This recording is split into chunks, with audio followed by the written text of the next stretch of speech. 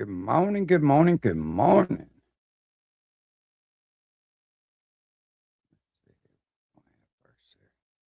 Good morning, Miss Gina. Let me pull this up right here. Getting our daily updates on what's going on with the war. And we're going to talk about World War III for a minute. Wherever you're watching from today, I'm filming this the morning of April 14th. All information up to date as of April 14th. And we have some news as reports are circulating that Iran has deployed its special secret submarine fleet into the Strait of Hormuz to possibly hunt down ships and It's so secret, they didn't even know they had it. try to break the U.S. blockade. We are going to get into the details of what these submarines are, what their weapons capabilities are, as well as we have updates with negotiations. Vice President J.D. Vance offering comments, as well as some other updates with the ceasefire and situation with Iran. So we got a lot to get into. Before we get into it, as always, please make sure to like and subscribe.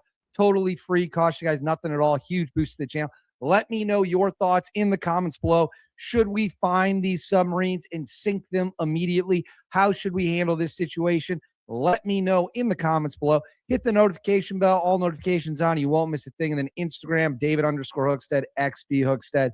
That's where you can find me on social media. My DMs are wide open. Reach out with whatever you got. Now, let's get into it. So I'm going to. Well, I basically commercials.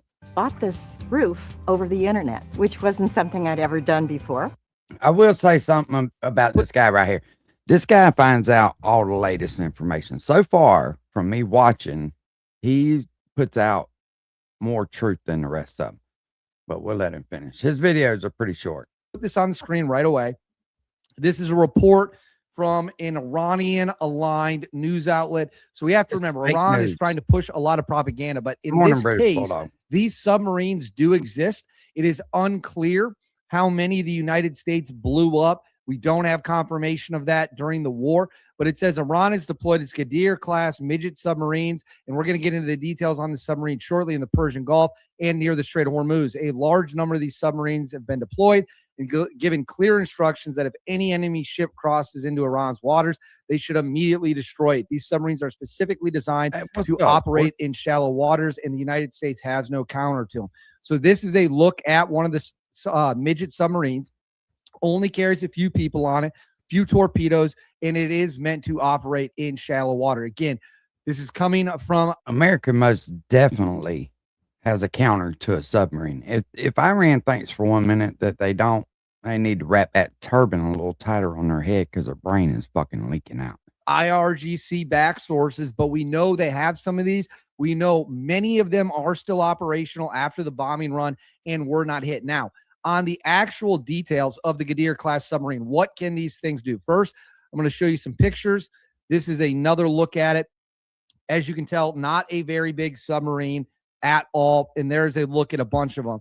They have a total of 20 of them right here, I believe. Yeah, they have 20 built. We do not know, again, how many were blown up. It says the Ghadir is a class of midget submarine built by Iran specifically for cruising within the shallow waters of the Persian Gulf.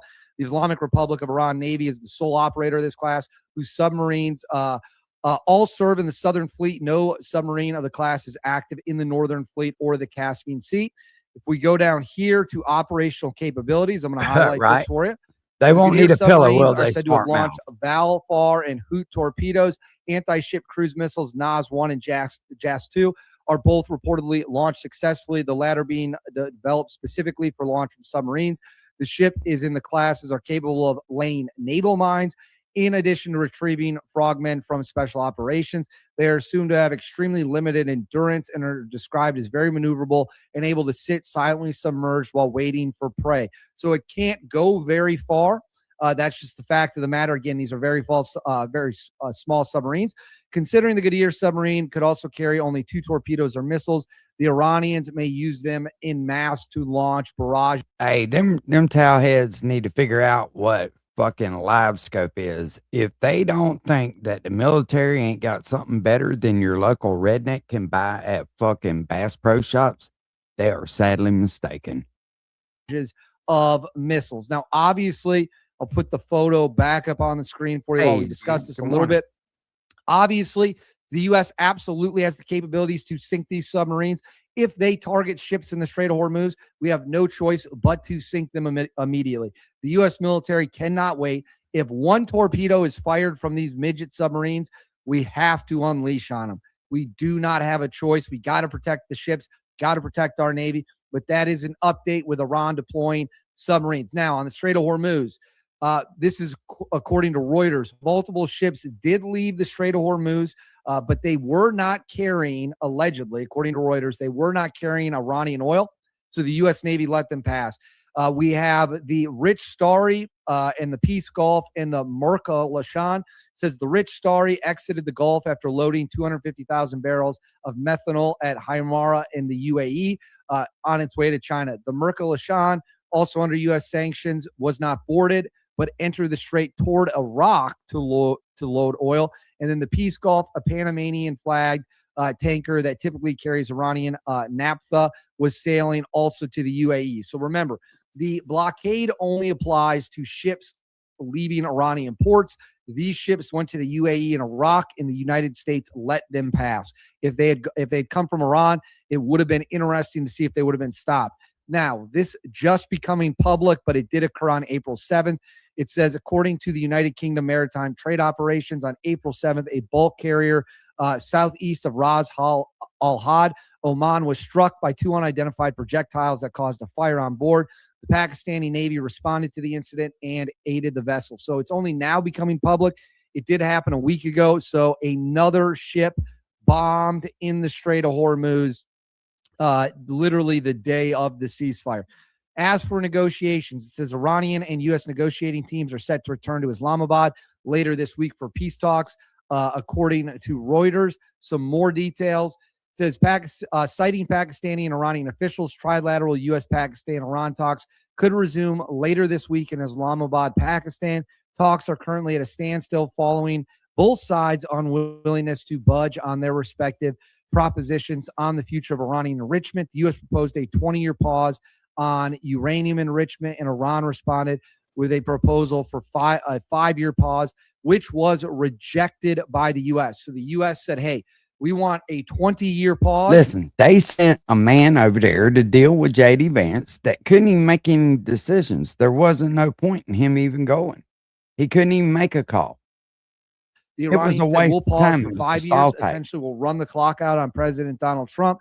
Trump said, no, it's 20 years minimum. And right here, we have some comments from President J.D. Vance breaking down the situation. All right, let's roll Vance's comments right now. What's interesting, Brett, about this is that in the process of doing this negotiation, I do think that we acquired some knowledge about how the Iranians are negotiating. And this is ultimately why we left Pakistan, because what we figured out is that they were unable, I think the team that was there was unable to cut a deal, and they had to go back to Tehran, either from the supreme leader or somebody else, and actually get approval to the terms that we had set. So again, whether we have further conversations. I picked up on that yesterday when J.D. Vance put this out, or they put J.D. Vance's statements out, that the people they sent wasn't even there to be able to make a deal. So there was no sense in even talking to them. Whether we ultimately get to a deal, I really think the ball is in the Iranian court, because we put a lot on the table. We actually made very clear what our red lines were. We also made clear, Brett, that we actually would be very happy. The President of the United States has said he would be very happy if Iran was treated like a normal country, if it had How insulting. Hey, you got a fucking third world country. You ain't even regular people. We'd like to treat you like you're regular, but you ain't even fucking regular, bitch. How you deal with somebody like that? This motherfucker gone crazy.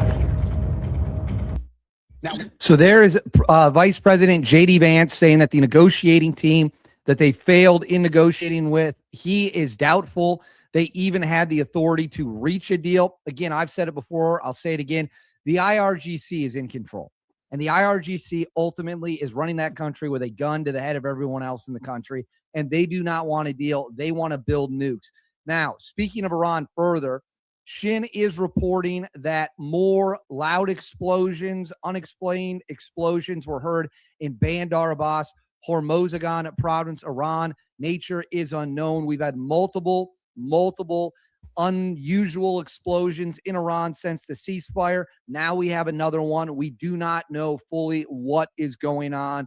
And then right here, the Chinese Ministry of Foreign Affairs has responded, denying reports that they are looking to supply air defense missiles and systems to Iran.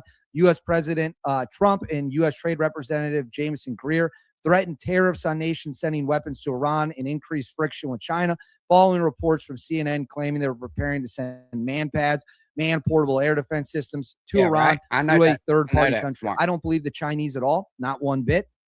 The Russians and the Chinese They are went- 100% No, not you're just you're supplying Iran with 100% right, smart mouth. They went with a list of demands that they could agree to.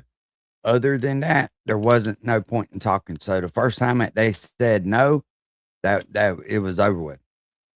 intel. It was a They're waste of time. absolutely sending them air defense systems. Why? Because Iran is one of the few allies that China and Russia both have. It is believed that our F-15 that was shot down with a foreign provided manpad. So I don't take the Chinese at their word. I think they're lying through their teeth. They are absolutely helping the Iranians. Oh, and yeah. then at this hour, more strikes in Lebanon شباب are غارات قوية على ongoing. الحوش You can see right there the explosion 3 in غارات the على الحوش distance. ها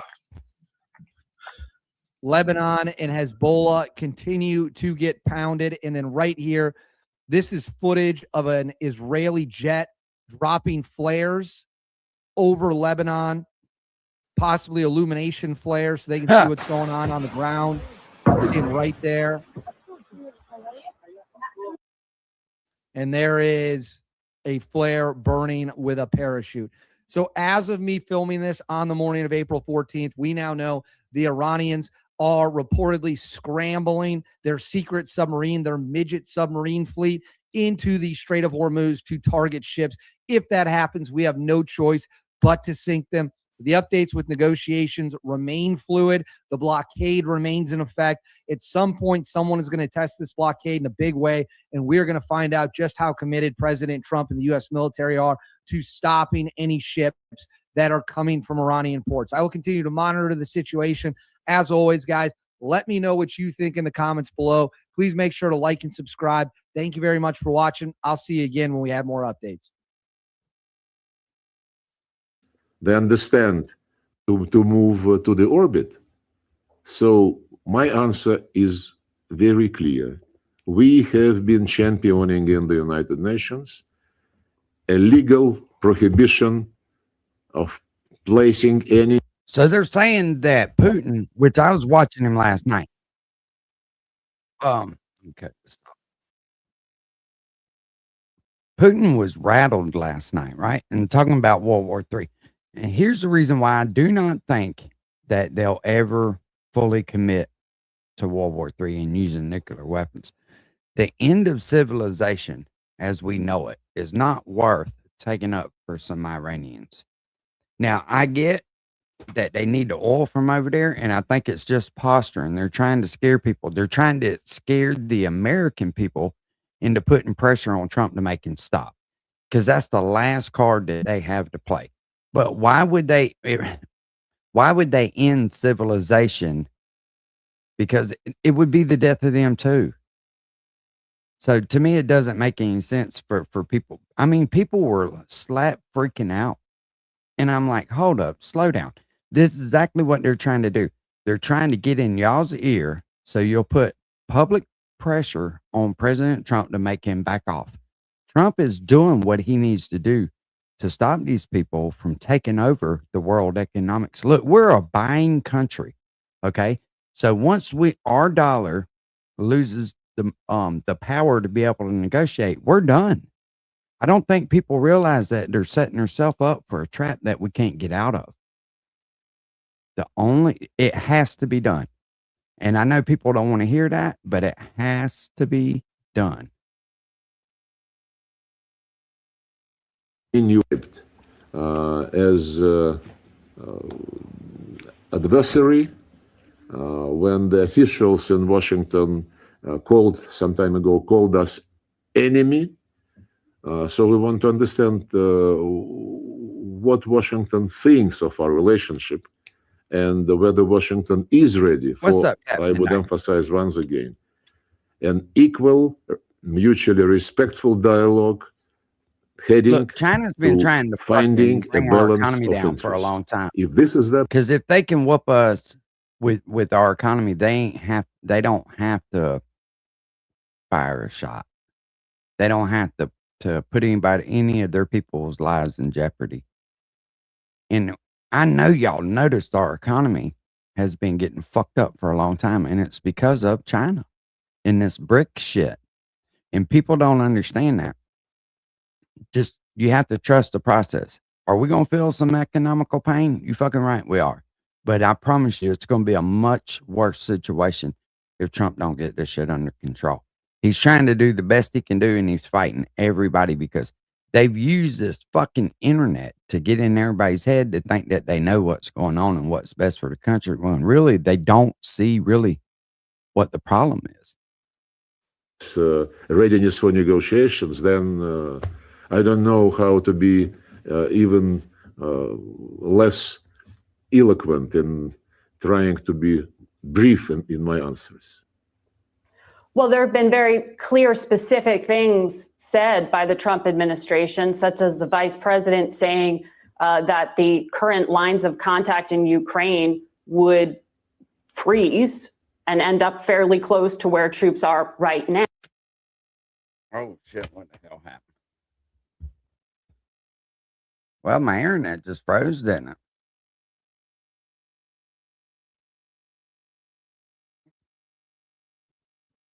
The hell going on?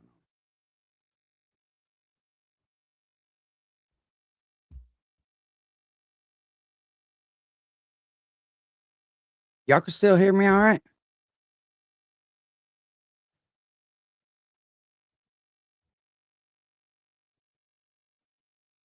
Oh, Jesus Christ. They done got us. They done got my internet. Okay, y'all can still hear me. I wonder why it froze the video like that. Let me turn the internet off on my this shit right here. Okay, good deal. Good deal. Yeah, so I mean, I was watching Putin last night. He was about to cry. And I was like, come on, man. And the reason that he's so disturbed and upset is because he knows that if Trump goes through what he's going to go through with, that the fight in Ukraine's over with, they lose the battle lines over there. Everything that man's been trying to do for the last several years is going to be put to a stop. Ukraine says it's ready for a ceasefire. We only target military What's up, Yankees? goals or civilian sites used by the military. President Putin expressed this for so many times, and this is not different this time as well. We never consciously target civilian sites, unlike the Zelensky regime. So was this an intentional attack then, not a mistake? If this was a target used by the Ukrainian These military, headlines, man, people, and here's something else that kind of gets me too, right? These people create all these headlines to try to draw people in because their main focus is about money. If they can get you rattled up and to click on it, it's disgusting. That's what it is. They don't really report on the fucking news. They hype everything up. the Y'all know Ministry of Defense, the commanders in the field have the right to attack them. What's happening, Yankees? So don't just know to be if that's clear, today or not. when the president of the United States says, Vladimir, stop, is this a rejection of that request? Was the assessment that Hopefully I can because of find what that you one say real quick. regarding the Putin concerns literally that was this about loss to of civilian cry life last night. made it worth it? Well, I can assure you that the target attacked was not something absolutely civilian like a TV center in Belgrade. And Russia really doesn't want a problem with the United States. If Ukraine is kicking their ass, they sure enough don't want no fucking problems with the United States. Our military is way too. This was an intentional attack against civilian target. In our case, we only target those sites which are used by the military. And regarding the ceasefire and regarding the call to stop, President Putin immediately supported President Trump's proposal a few weeks ago.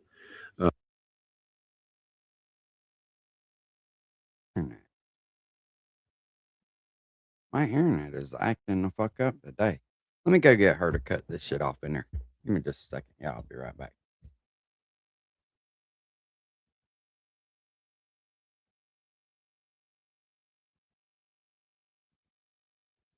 Yeah, y'all give me just a second. Let me cut this. Are a negotiation to end something else? No, it is not a precondition. It is the lessons learned after at least 3 times. The deals similar to the one which we are discussing now were broken But by Russia has not the accepted Ukrainian that call for a regime with the ceasefire. strong support from European capitals and Biden administration. If you want a ceasefire just to continue supply arms to Ukraine, so what is your purpose? Right. You know what Kaja Kallas and what's his name, Mark Rutte said about the ceasefire The NATO and the Secretary General settlement. and the European Union. They bluntly stated that they can support only the deal which at the end of the day will make Ukraine stronger, would make Ukraine a victor. So if this is the purpose of the ceasefire, I don't think this is what President Trump wants. This is what Europeans, together with Zelensky, want to make out of President Trump's initiative. I was like, hold on now. You got the Will TV Russia on the continue internet, you got targeting phone on Kyiv the internet, you despite got President fucking Trump tablet saying, on the internet. Vladimir, stop? You're not listening to me. We will continue to target the sites used by the military of Ukraine, by some mercenaries from foreign countries, and by instructors whom the Europeans officially sent to help target Russian civilian sites. If you take a look at the situation in the Kursk region of Russia, for example, there is no single military target for the last 6 months which the Ukrainians would fire at. And there was also a proposal by President Trump, immediately supported by President Putin, to have a 1 month moratorium on the attacks on energy infrastructure. We never Right, that's violated the.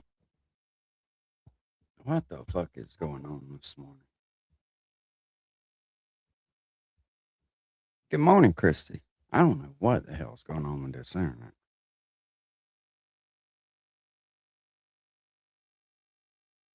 Yeah, my Wi-Fi is off on my phone.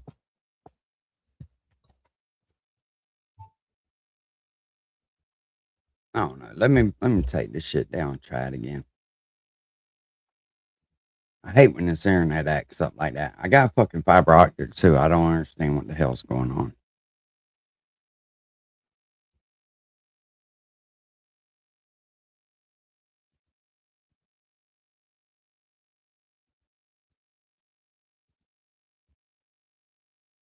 We're trying to figure out what the fuck going on with the war. Which it's crazy because, like, you would think I wouldn't be able to stream if something was wrong with the internet.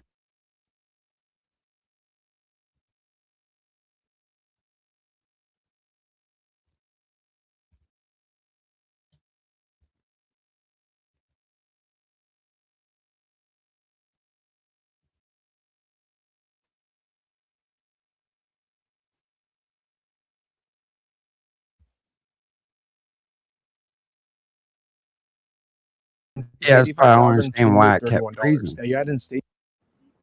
They kill the gays. They throw them off buildings. So I wonder what's going on. I can only say this. They want us to keep bombing, even if it jeopardizes, because their life is in much greater danger. They want freedom for Iran, but it's very hard for them to protest. I actually tell them, I said, don't go out. I fully understand. Nobody. Yeah, that I think that's a disconnect from the American people too, right? Because they've never been underneath them extreme measures of life. When you have, I don't even know the best way to explain it because people are so disconnected from how the Iranian people live over there.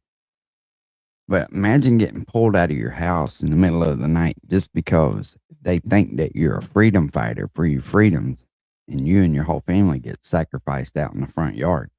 It's barbaric as fuck. Nobody in this room would go out. I don't think there's any, because frankly, it's not a question of bravery. We're all brave, right? You're brave, I'm brave, we're all brave. But we're also intelligent.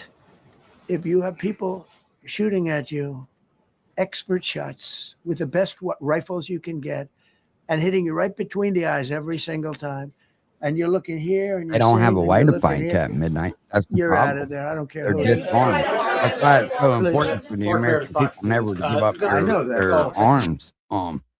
It'd be different if, I mean, how do you fight back against the AK-47 when you don't have anything? When all you have is a stick and a rock? It's, I mean, I get what you're saying, but it's hard to fight when you ain't got nothing to fight with. Go ahead. America's watching. No, Good job. can we go back to the weekend? First off, was everyone on board with the operation, or were there people that were trying to talk you out of going through with the operation this weekend? Not everybody was on board. Somebody else within No, you? there was military people, very professional, that preferred not doing it. These two were totally on board, which was very important. They weren't, it would have had a little difficulty. But no, there were military people that said, you just don't do this. You don't go into the heart of a very powerful military. You know, this is, hey, you have countries and countries. You have some countries where military is not their strong suit. This whole thing is militarized like nobody's ever seen before. Half the people are wearing uniforms. And we had people within the military. Usually it's not done. That's one of the reasons. You know, I was surprised. Somebody said it's the only time it's ever been done. I said, that's not possible. But it is possible. And sources say that the U.S. Polite people, and unlike some others, we never discuss in public what is being discussed in negotiations. Otherwise, negotiations are not serious. To ask for somebody's opinion regarding the substance, go to Zelensky. He is happy to talk to anybody through media, even to President Trump. He presents. And that's his, what I said. Why does he claims. keep posting? We that shit? Well, he said he are hasn't serious- received a we are formal serious proposal, people, so I was and wondering we- if you had. we consider serious proposals.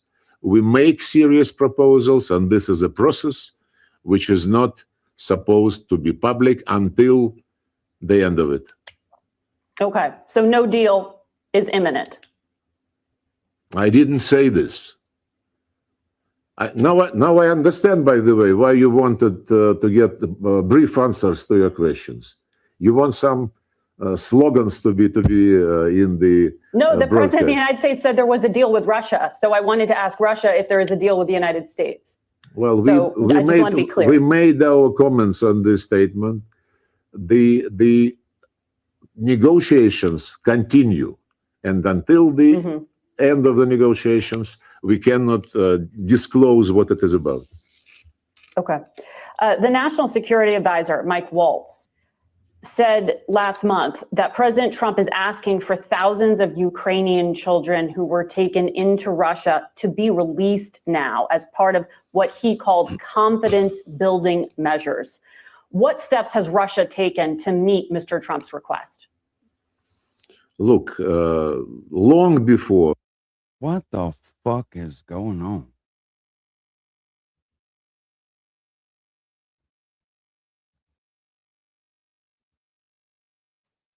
That's crazy. It'll play this one, but it just said will not play this one. I don't know what the fuck going on. It'll play Trump's, but it won't play that one. Some of the helicopters. I don't fucking get it. I think got maybe hit. it's their fuck. So yeah, there were people within the military that said it's a wise. And don't forget, how many men did you send altogether, approximately, for the operation? I'd love to keep that a secret. Okay, well, but I will tell you the number. I'll keep it a secret, but it was hundreds and hundreds of these people. It's pretty good. Is he central casting? But hundreds of people went into this journey. Hundreds of people could have been killed. Forget about the equipment. A lot of equipment. Nobody cares. Hundreds of people could have been killed. So we had people that were within the military that said this is not a wise, and I understood that, but I decided to do Was there it. a point where they were going to push the board? Was there a point that they were going to that you were thinking there's too much on the line, and somebody was saying maybe we abort this now and wait? I mean, given the resource, like the general said, it seemed like there was so much on the line here. You must have been thinking Well, this could have completely changed. so next the 3 first years. one, which was in many ways as dangerous as the second, I guess it gets, because we're flying. In this sense, any rearmament and an increase in NATO budget by up to 5% from the GDP do not make any sense. What the fuck is going on?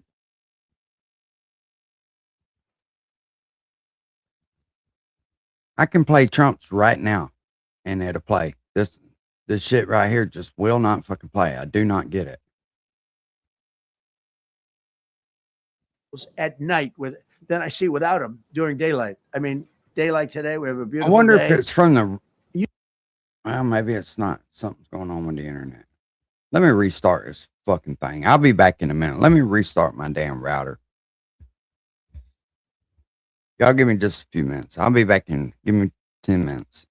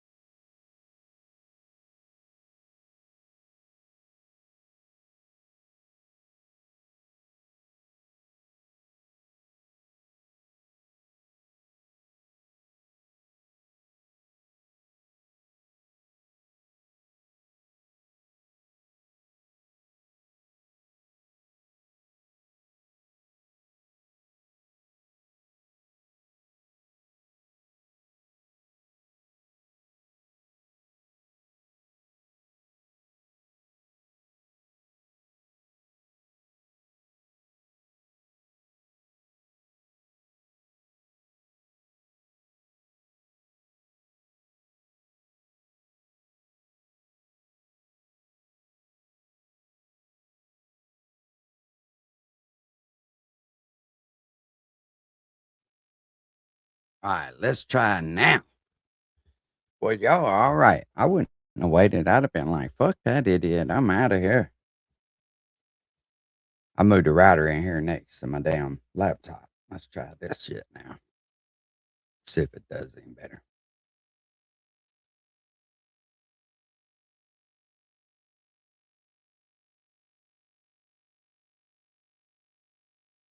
There's World War III in the room right now. No.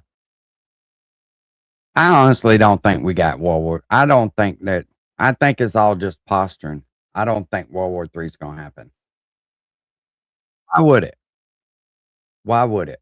Why would they try to end civilization? That doesn't do anything. That doesn't achieve anything that they're after.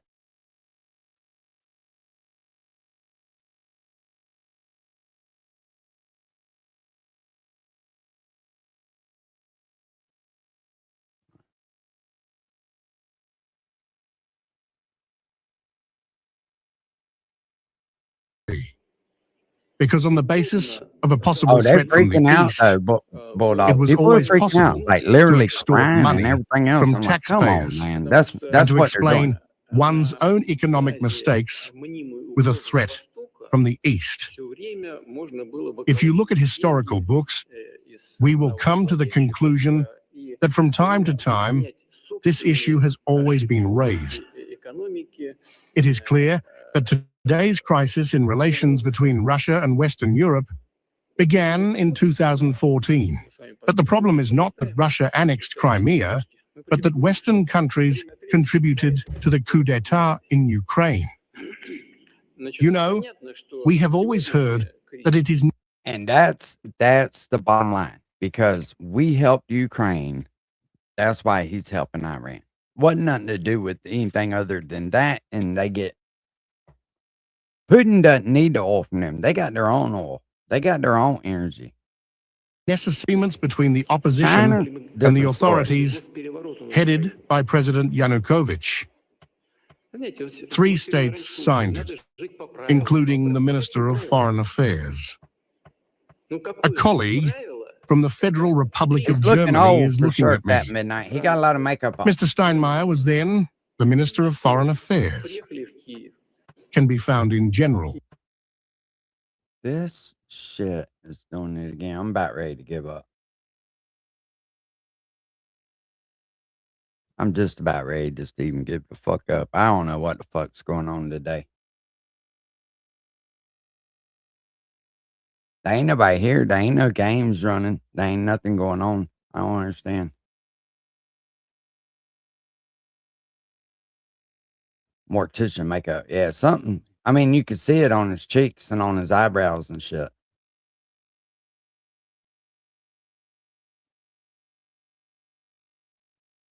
I don't know. I do not feel that it's went so far as World War III starting because we fucking with some Iranians. It just doesn't make any sense.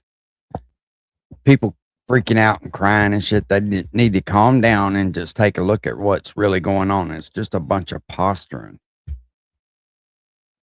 If they were going to do it, you'd never know they were going to do it. They'd just drop the nukes. And in return, Russia doesn't want to die. You know what I'm saying? Russia doesn't want to kill itself.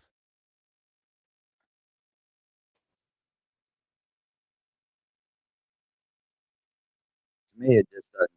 It ain't even worth it.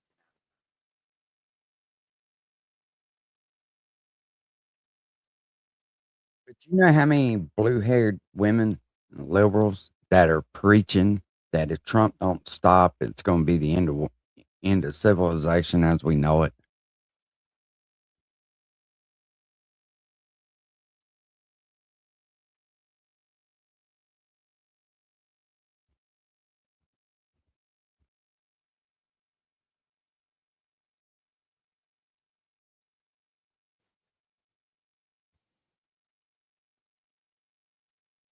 Fujitsu Airstage, you'll be blown away. Let's face it, kids get sick and kids get hurt. And when they don't have health insurance, these unexpected bills can add up.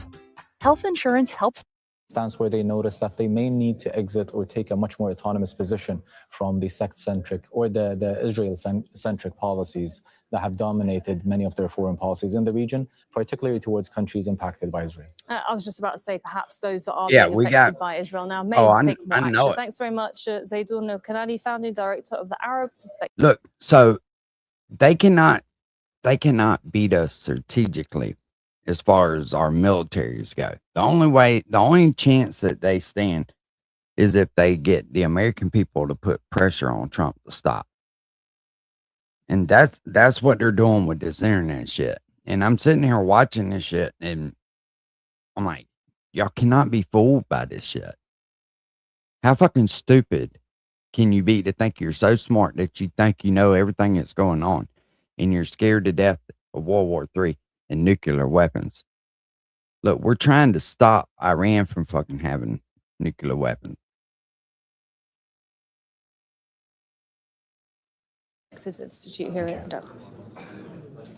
Now, Iran's historic city of Isfahan is renowned for its centuries-old mosques, bazaars, and traditional crafts. And those iconic landmarks have been under threat from US and Israeli airstrikes. Shopkeepers in the city also say that their businesses are suffering because of the war. Kaylee Callahan reports. Life continues around Naqsh Jahan Square, Well, one yeah, of your Iran's business most usually famous does suffer landmarks. if it takes a A rocket UNESCO through World the fucking Heritage front Site. door. I It would dates imagine it back would. centuries. Carpet shop owner Ali Bordbar says he doesn't understand why the US and Israel would risk damaging the historic district. This area is belonged to 400 years ago, Safavid dynasty, and is Yeah, Jack Rabbit. That's what I say too. It's everybody's biggest weakness. Telecommunications and the fucking power grid. Our power grid's weak, really. I mean, it's in bad shape. They are steadily upgrading it. You know, I never have understood why we have all these power lines that's up. Why ain't they underground? You know what I mean? I never have understood that. It would solve so much shit. They put it up in the air because they easier to maintain, but when it's under the ground, it gets damaged less. next to the place that is bombing and attacking here. He witnessed some of the attacks. I was exactly behind of this mosque when this bombing happened. And one moment I see this, the dome, but also some of the tiles, you know, is folded down. And I think with myself, how this magnificent can destroy. Oh my God, please God, you can help this. I couldn't do anything nowadays, just keep it this place. This is because really I can see the God here. See, like For shit Mohsen like this, Garakani, whose livelihood depends when on they the historic post shit square, like this, I the never damage- believe it. I go back and I do my fucking research and I look and see if it's true. But this is the type of propaganda films that they just keep cycling through on social media. And it's funny how many people believe it. Now, I don't know if this is true or not, but I never believed this shit when I first see it. I have to research it more myself. China breaks through Hormuz blockade, humiliates Trump, exposes Trump's taco move. U.S. backs down.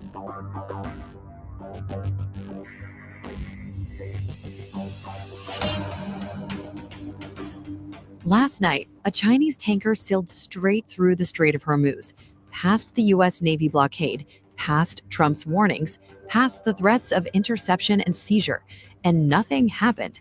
So, did China just expose the biggest bluff in modern military history, or is something more complicated going on? Let's get into it.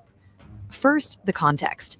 Trump's naval blockade of Iranian shipping officially kicked in at 10 a.m. Eastern on April 13th. Now you go through the stated comments, goal was simple people and already buy aggressive. this shit Cut without off even knowing for Iran's sure. oil exports, nearly 2 million barrels a day, by stopping Iranian-linked vessels dead in the water.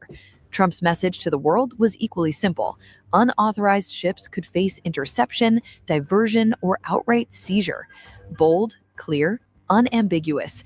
Then, within 24 hours of the blockade starting, a sanctioned Chinese-owned tanker called the Rich Starry sailed right through the strait and kept going. The internet immediately had a name for it: Taco. Trump always chickens out. This ship is worth understanding because it's not just some random vessel. The Rich Starry, previously known as the Full Star, is a medium-range tanker flagged under Malawi. It's owned and operated by Shanghai Sunrun Shipping with a Chinese crew. And critically, the U.S. Treasury already sanctioned this vessel back in 2023, specifically for facilitating Iranian oil exports and helping People believe Iran that evade shit. sanctions. On April 14, 2026, it became the first vessel to successfully exit the Strait of Hormuz since the blockade began. Here's where it gets nuanced, because the full picture is more complicated than the Trump-blinked headline suggests. The Rich Starry didn't leave from an Iranian port. It departed from Sharjah anchorage in the UAE. It was reportedly carrying methanol, not crude oil, and it was heading to China. When the blockade first went live, the ship actually hesitated. It turned back and went drifting near Keshem Island, joining a cluster of other vessels that reversed course entirely. It wasn't initially brazen. It tested the waters, literally and figuratively. Then, on April 14th, it moved again, completed the transit, entered the Gulf of Oman, gone. China's foreign ministry had already made their position crystal clear. Chinese vessels would continue normal operations, and any U.S. interference would be treated as a threat to global energy security and free navigation. So, is Trump tacoing? Critics say yes, and they're loud about it. The argument is simple. You announced a blockade. A sanctioned Chinese ship challenged it on day one, and you did nothing. That's not deterrence. That's a paper tiger. A direct confrontation between the U.S. Navy and a Chinese-operated vessel sounds almost unthinkable, but almost unthinkable is not the same as impossible, and unthinkable things have a way of happening in the Strait of Hormuz right now. One sanctioned Chinese tanker, one successful passage, one blockade, 24 hours old, already facing its first credibility test. Did Trump blink? Did China just open the floodgates for every shadow fleet tanker in the region to follow? We don't have all the answers, but the Rich Starry just made this situation a whole lot more interesting. Aaron, that's saying it's true.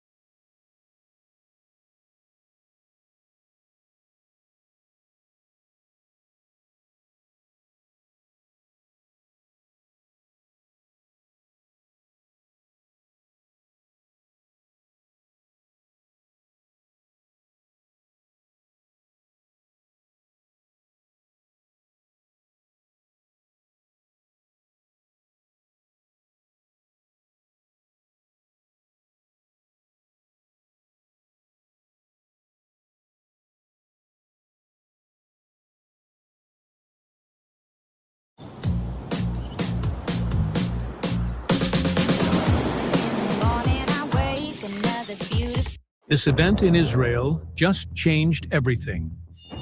Benjamin Netanyahu just did this in Israel. On April 9th, 2026, the Prime Minister of Israel stood in front of a camera and said two things that should not be possible to say at the same time.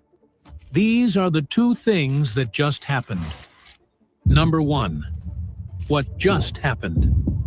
On the evening of April 9th, 2026, Netanyahu released a video statement addressed specifically to the residents of northern Israel, the communities that have lived under Hezbollah rocket fire for months, the families that have been evacuated from their homes, the towns within range of the estimated 150,000 rockets and missiles that Hezbollah had stockpiled along Israel's northern border before the war began.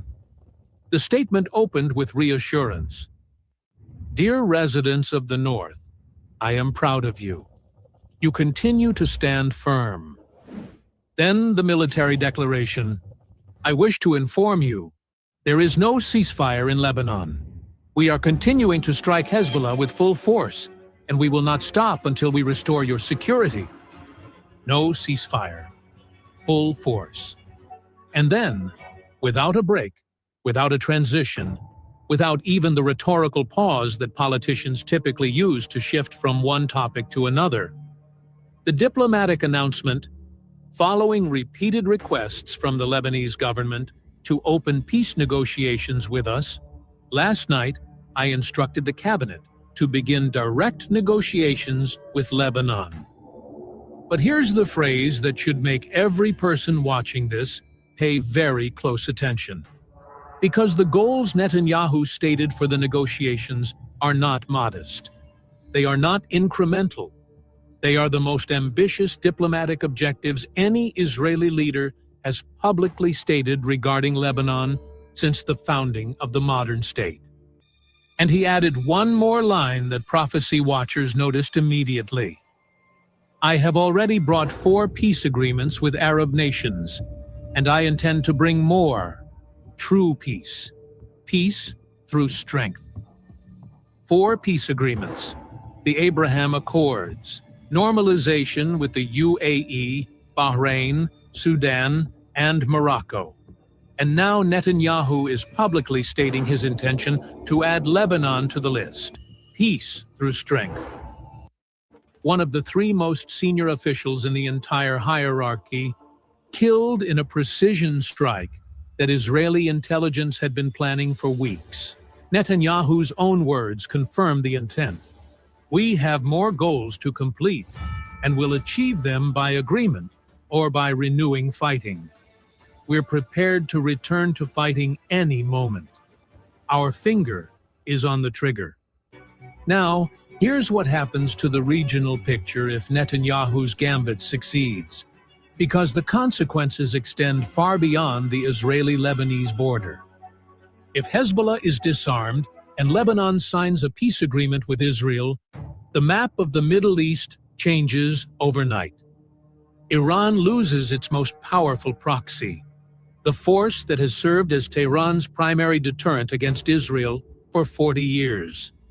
Syria, already devastated by civil war, and increasingly unable to serve as a transit corridor for Iranian weapons, loses its strategic relevance as the bridge between Iran and Hezbollah. And the Northern Front, that has consumed Israeli military planning, intelligence resources, and defensive deployments for 4 decades, is neutralized. But here's what the strategic implications mean for alliances. Because a peace between Israel and Lebanon would be the first peace agreement between Israel and a nation on its immediate border since the 1994 peace treaty with Jordan, and the precedent it would set. Hey, why all them motherfuckers wear dresses over there? You would think that they'd get sand in the crack of their ass a lot easier when the wind blows. You couldn't pay me to wear one of them fucking dresses. Good morning, Copper Top. Arab nations making peace with Israel in exchange for security guarantees and the removal of Iranian proxy influence could accelerate normalization with Saudi Arabia, the prize that the Abraham Accords architects have been pursuing since 2020. An Israel that has neutralized Hezbollah, damaged Hamas beyond operational capability, degraded the Houthis, and is at peace with Lebanon, has a fundamentally different security posture than the Israel that existed on February 27, 2026. It is an Israel that is approaching, for the first time in its modern history, the condition the prophets described. Now, itself. It must be built and built every day. Peace requires effort, responsibility, and conscious choice.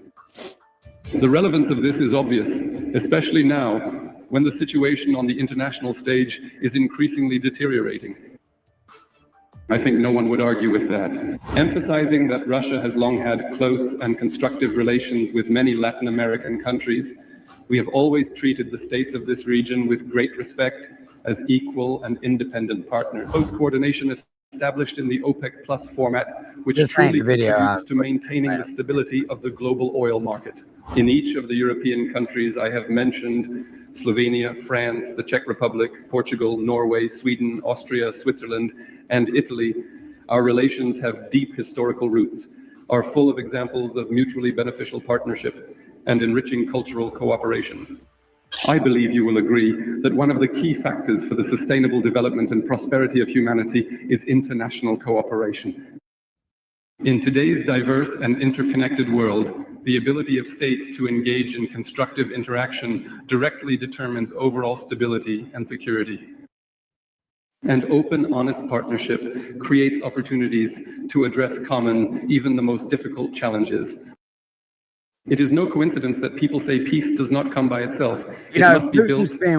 Putin's been threatening World War III for, I just seen a video 8 years ago. He was threatening us with World War III. Built every day. 8 fucking Peace years requires ago. effort, responsibility, and conscious choice.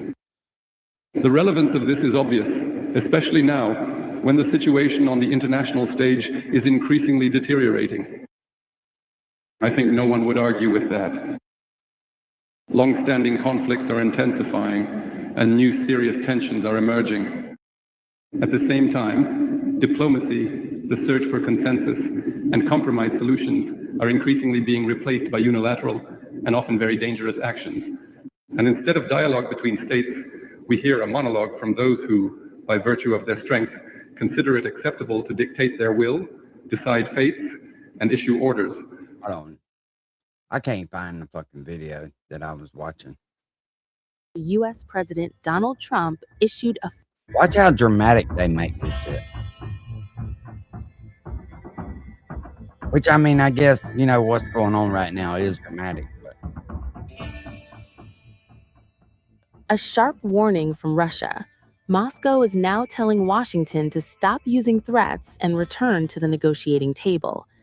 This comes after U.S. President Donald Trump issued a fiery and expletive-filled ultimatum to Iran, escalating fears of a wider conflict. In its first official response, Russian Foreign Minister Sergei Lavrov made Moscow's position clear: abandon the language of ultimatums and return to diplomacy. Lavrov delivered this message during a call with Iran's Foreign Minister Abbas Araghchi as tensions continue to spiral. The trigger? Trump's latest threat targeting Iran's critical infrastructure. He warned of massive strikes on power plants and bridges, even declaring a possible power plant day and bridge day attack. In a social media post, Trump escalated further, warning Iran to reopen the Strait of Hormuz or face devastating consequences. At one point, he even suggested that Iran could be living in hell if demands are not met. But Russia is pushing back strongly. Moscow has warned that such rhetoric could worsen the crisis and lead to dangerous escalation. It has also raised serious concerns about attacks on civilian infrastructure. One key flashpoint is the Bushehr nuclear power plant in Iran, where Russian technicians have been working. Russia has warned against any strike on such facilities, calling them illegal. Right? It's just a threat. He's, like I say, it's all a fucking tactic to get the American people to turn on Trump, to get him to do, you know, to put pressure on him. They're not going to fucking end civilization. They're just not going to do it. What's the point in that? What do they have to gain from that? If they fire a nuclear rocket at us, they're dead. It's over. And they're not going to do that. Highly risky. In fact, Moscow has already evacuated nearly 200 of its But what kind of rule is it when 3 states, France, Germany, and Poland, came to Kiev and, as guarantors, signed a paper on the agreements between the opposition and the authorities headed by President Yanukovych? 3 states signed it, including the Minister of Foreign Affairs. A colleague from the Federal Republic of Germany is looking at me. Mr. Steinmeier was then the Minister of Foreign Affairs. Can be found in general. As you know, at one time, we intercepted a project in Iran which was carried out by German companies and completed the Bucha nuclear power plant. The German companies left, and the Iranians asked us to continue. This was difficult. You son of a bitch.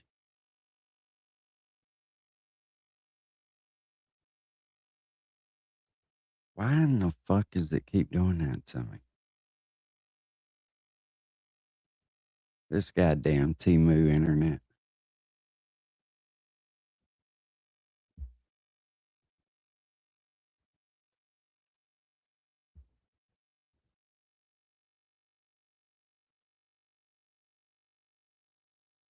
Is the time even running?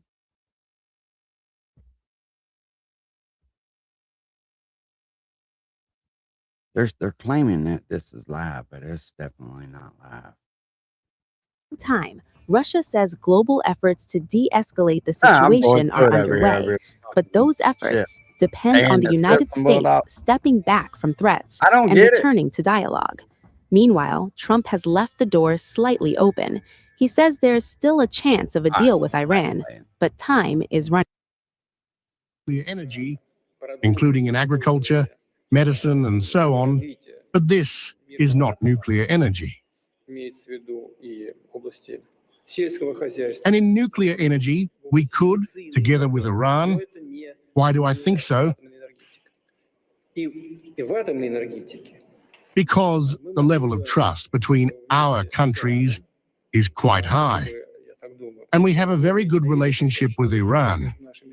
We could continue this work and ensure their interests in this area. I will not go into details now, there are many of them, and we discussed all these details with the Israeli side and with the American side, and we also sent certain signals to our Iranian friends. In general, we can ensure Iran's interests in the field of nuclear energy. At the same time, we can take care of Israel's safety. In my opinion, there are such options. I repeat, we have offered them to our partners, the United States, Israel, and Iran. We are not imposing anything on anyone. We are just talking about how we see a possible way out of the situation.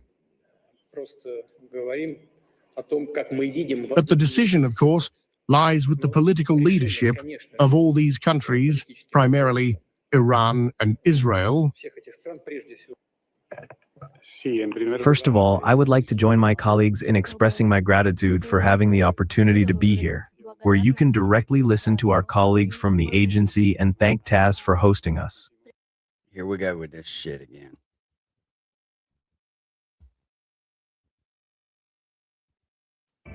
We'll let it catch up, man. I'll finish playing. I don't know what the fuck's going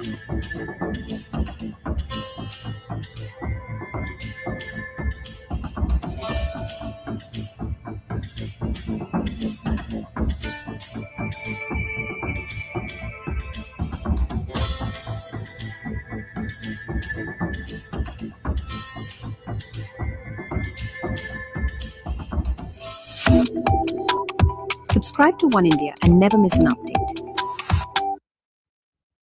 There's definitely different sides to this coin. They ain't wanting us to see that motherfucker for some reason. I don't fucking get it.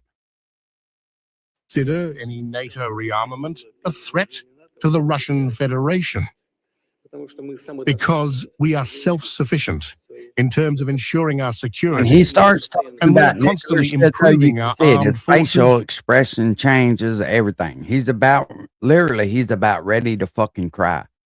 They're not going to do it. And our He knows defensive what it capabilities. entails by pushing that button. Whatever NATO does, of course, it creates a certain threat, but we are coping with all these threats that will arise.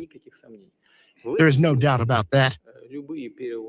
In this sense, any rearmament and an increase in NATO budget by up to 5% from the GDP do not make any sense. This is the first point. The second point.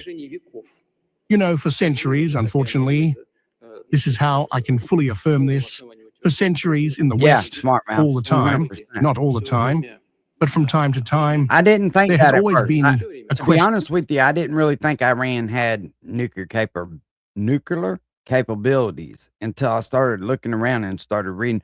And you're watching all these other countries. Why they want to arm them like that is to take America down, because they want to put us back in the Stone Ages themselves.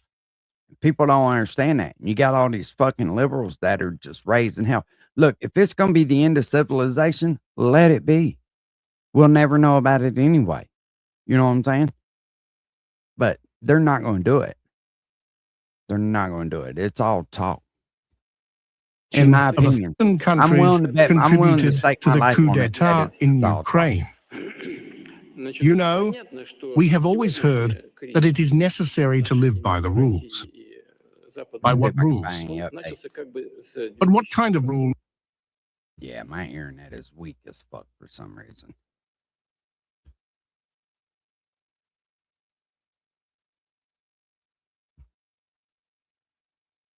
I should have just played this on my phone and Bluetooth it. I still can. Hold on, I'll play it in the background is what I'll do. Because I just want y'all to hear it. But really, his facial expression was every fucking thing.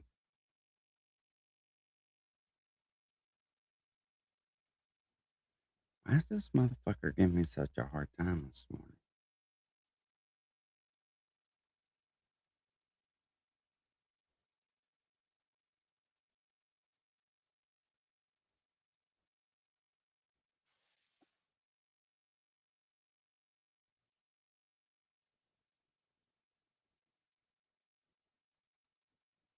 That's crazy. I can go somewhere else and hit the button and it plays just fine.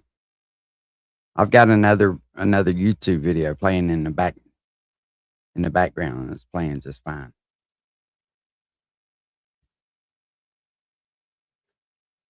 Precisely predict. It seems to me that those involved in the conflict cannot predict anything. But for us, it's even harder. Nevertheless, we must live in the conditions where these events are taking place. I welcome all participants and guests of the 35th Congress of the Russian Union of Entrepreneurs and Industrialists. I This event honestly believe that, tradition, smart mouth. traditionally But brings together. so many of these, man, I was watching them freak out last night. I was like, calm the fuck down. Which, I mean, I guess they have a right to be scared, but that's all it is, a fucking scare tactic.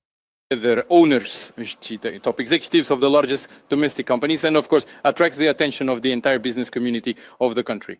Trust-based, comprehensive cooperation between the state and businesses is particularly crucial today, when globally, in international markets, the level of uncertainty and even stress has dramatically escalated.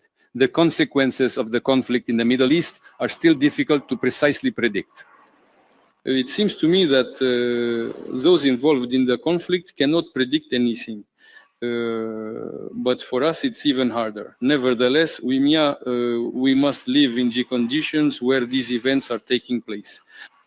However, there are already assessments suggesting they can be compared to the coronavirus epidemic, and that, I must remind you, sharply halted the development of all regions and continents without exception. It's no coincidence. A parallel has been drawn with the recent epidemic just now. The events that the global community has faced in recent years show that upheavals in trade, investment, and international relations generally are occurring more and more frequently, becoming a new reality, accompanying the global economy's transition to a new state. To adequately respond to the pressing challenges of our time, what must Russia be? Strong, we are constantly discussing this very topic with you face to face. Alright, And so united in its clear understanding of its this is own. somebody from Iran. Israel Defense Minister, the United States and Israel have agreed to remove enriched uranium from Iran as the most important condition for ending the war. The strikes will not end, and Iran realizes that. They're not going to give that shit up. It's because it's one of the only bargaining chips they have besides the Strait. Let's see if I can find something. National interest in the effective resolution of the pressing challenges that now confront us, and in the successful achievement of its long-term strategic development goals. Despite objective difficulties and artificial restrictions imposed against our country, we managed to maintain macroeconomic stability, achieving stable and predictable inflation and unemployment trends. Together with the business and entrepreneurial community, we are working to ensure economic growth and address social challenges. I'd like to take this opportunity to thank the members of the RSPP, the teams of your companies and enterprises, for your significant daily contribution to strengthening Russia's potential and for your assistance in the development of our regions. And of course, for the support of our guys, our heroes, the participants of the special military operation, and the members of their families. I know that many of you are actively involved in this and are keeping this important issue under your constant supervision. Thank you very much indeed. For their contribution to the economic reconstruction of Donbas and Novorossiya. And I want to emphasize again, it is precisely this kind of partnership that is essential to address the current extraordinary challenges. As the Iranians are in talks and have identified representatives for all three sectors of their government.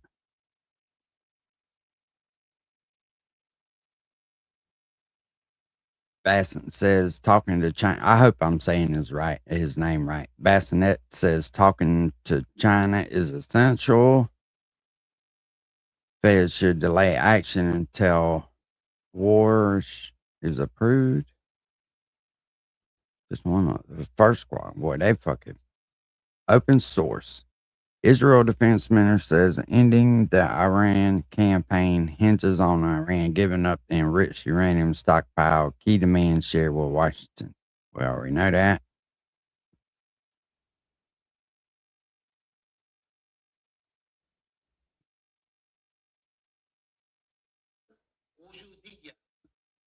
I'm going to Bluetooth that. I know you probably can't. We ain't gonna be able to understand this motherfucker, but I'll read the description of it anyway. إن وطننا مستهدف بمشروع إسرائيل الكبرى ولأننا نؤمن بسيادة بلدنا واستقلاله ولا يحق لأحد أن يفرض علينا شيئا في كيفية Let me start that over because it's playing English. مستهدفون وجوديا ولأن وطننا مستهدف بمشروع إسرائيل الكبرى ولأننا نؤمن and we believe in the sovereignty and independence of our country. And no one has the right to impose anything on us regarding how we manage our country. As Lebanon citizens and Lebanese authorities, we have decided to confront, the resist, and then defend of Lebanon and its people. There is no solution to this aggression. It's either surrendering or confrontation. We will never surrender. If anyone is thinking of surrendering, let him go surrender. As far as us, we will never surrender. We will remain on the battlefield even if we remain there until our last breath. This is Lebanon's war against American Israel enemy. It's not other people's war. Show me where these other people come from. Who is fighting on our behalf here? Who is fighting for whom? It's our land that is being occupied. It's our youth and our civilians who are being killed. The resistance has prepared itself in silence in something. And fighting uses hit and run tactics. And not from a specific area on the ground. We all use the various methods of resistance. ومتى And in time opportunity arises, we will take the enemy soldiers captive, and they'll cut your head off. Let them take that into account. They are not free to roam. بس يتجولوا Whenever they move inside the villages or near certain locations, أي ساعة. we will strike the enemy anytime we can. هذه The المستوطنة Israel settlement is in northern Palestine, will never be safe. لن تكون آمنة ولو No دخلت matter how deep the Israels go into Lebanon. من لبنان.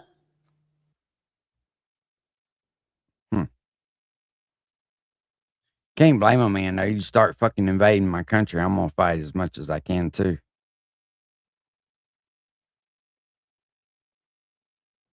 I know it's a shame. It's not his fault. I used to tell Alex Salmon. Well, I just, all I can do is give my way. Look, wind is the most expensive form of energy, and it destroys the beauty of your fields and your plains and your waterways. And look out there. There's no windmills, but if you look in another direction, you see windmills. When we go to Aberdeen, you'll see some of the ugliest windmills you've ever seen. They're the height of a 50-story building. And you can take 1,000 times more energy out of a hole in the ground. That's all it's about is oil. That's all this shit's ever been about. You have it there, the North Sea, this big, that nobody would even see. You can take 1,000. Are we really running that low on oil in the world that it's come down to this? See, here's my problem with that, right? Because every inventor who has tried to come up with a solution to get around oil has been taken out of this world. Why in the fuck would you do that? And their plans have been destroyed, or if not destroyed, they've been locked away somewhere where nobody else can find them. To me, greed has brought this on. And it's... Because the wind is intermittent. I hope this little nature jab kid, I don't know if y'all know who he is or not, but he's turning plastic into fuel. I hope this nature jab kid actually, which, I mean, plastic is made out of petroleum anyway, right? But instead of all this plastic being thrown away, why ain't we recycling it? What is the cost of it? And can it be done? If it can, I hope he figures it out. But he claims to have. We'll see. Used to be Germany and China. Now they're mostly in China. They all come out of China. They say that the blades, which are carbon fiber, you can't bury. Oh, okay, you can't bury. What are you going to do? Dump them in the ocean someplace? Because they only last a certain period of time. And remember, a windmill has a life of 8 years, especially when they're out in the salty sea and they start to rot and to rust. You're going to have to replace them. It's very hard to replace them. Wind needs massive subsidy. And you are paying in Scotland and in UK and all over the place. Massive subsidies to have these ugly monsters all over the place. So I've restricted windmills in the United States. Now, a couple we have, you know, the poor stupid people at the beginning, they approved them. So they have their full approvals. But I've restricted windmills in the United States because they also kill all your birds. You know, they wipe out. You know, it's interesting. If you shoot a bald eagle in the United States, they put you in jail for 5 years. And yet windmills, Morning, Deb. hundreds of them, they don't do anything. You explain that. So it's a very expensive energy. It's a very ugly energy, and we won't allow it in the United States. Emirates, UAE, this is Oman, and this is Iran across the Strait of Hormuz. Now, on this map here, what you see, all these red dots, there are anywhere between 16 and 32 ports that the Iranians operate, either here in the Persian Gulf or out here in the Gulf of Oman. And these would be some of the ports that the U.S. Navy would try and interdict in this blockade, all right? Trying to force Iran's hand. We showed you this yesterday. I want to go back to it yet again, okay? In the yellow marker here, I can show you what the Iranians want to happen and what the normal trade has been.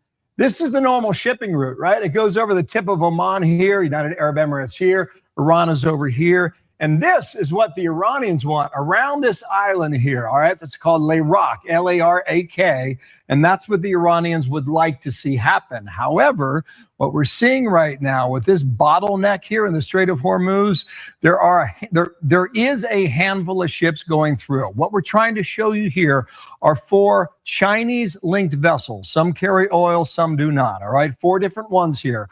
Once the blockade was set up, they were en route, all right, to the island of Larak and then turned around. Same for these 2 over here. But there was one report from overnight. Lauren Simonetti from Fox Business had it. This is the Rich Starry track, okay? You see it in yellow. It came through here, it paused, and then overnight it did traverse the Strait of Hormuz. So that's one, okay, as that blockade continues. So here's the marine traffic we've been looking at. You see all the red dots, all the green dots? On the screen behind me, again, this is Oman, here's UAE, this is Iran up here, and that's that island I've been referring to up there at the top of your screen. Everything in red you see, that is an ocean-carrying vessel that has either oil or oil products.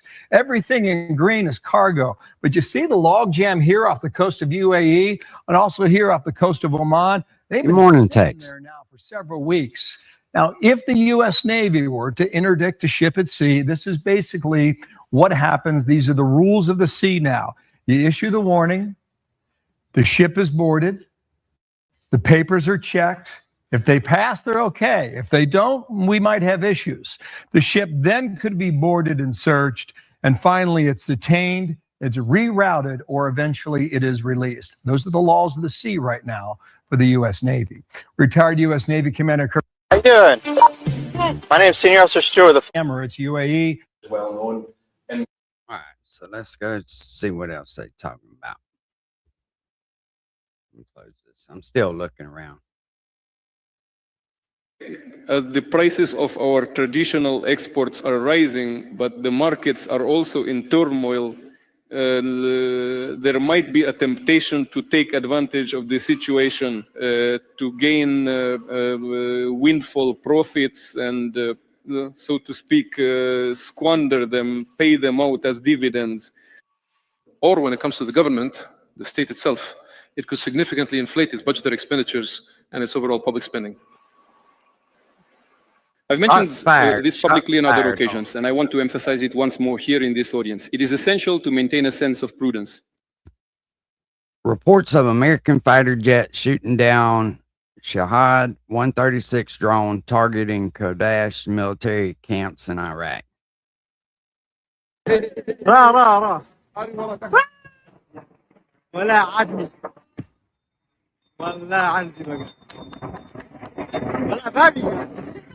That's Iranian people clapping.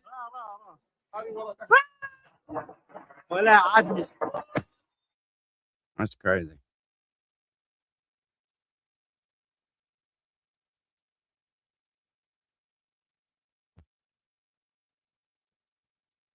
If the markets today have swayed significantly in one particular direction, then tomorrow they could very well shift dramatically in the opposite direction.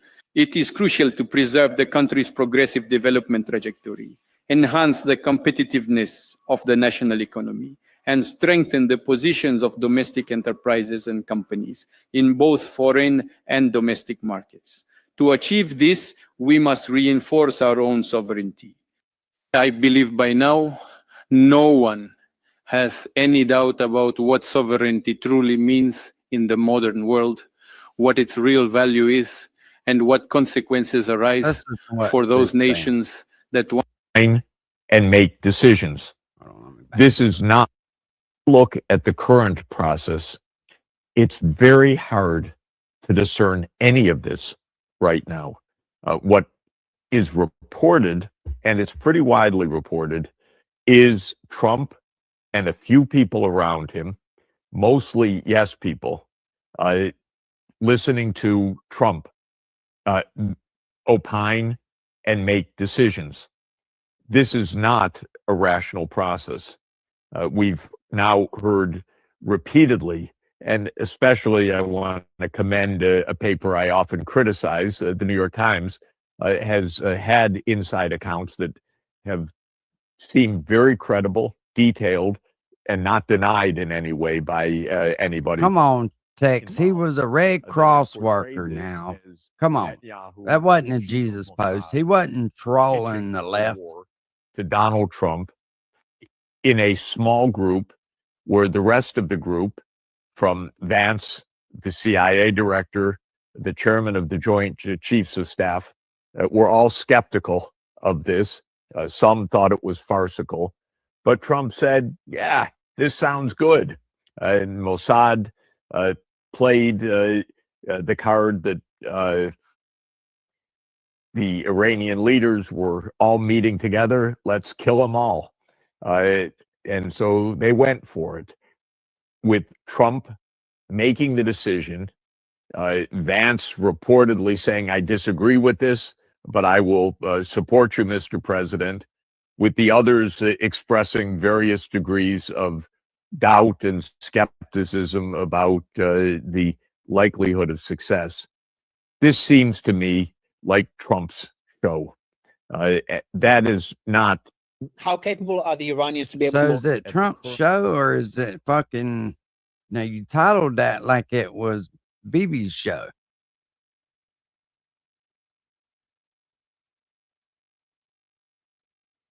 Let's see.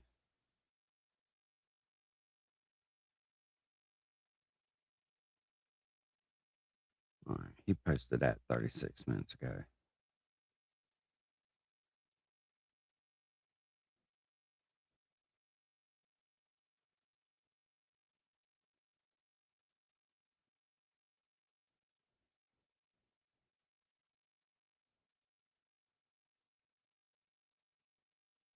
I'm trying to read and see what if there's any other major updates in.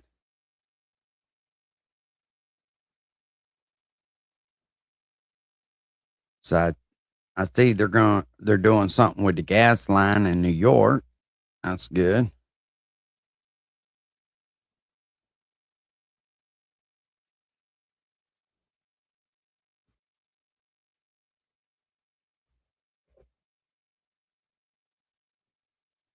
I don't follow so many people on here. It takes me forever to get through this shit.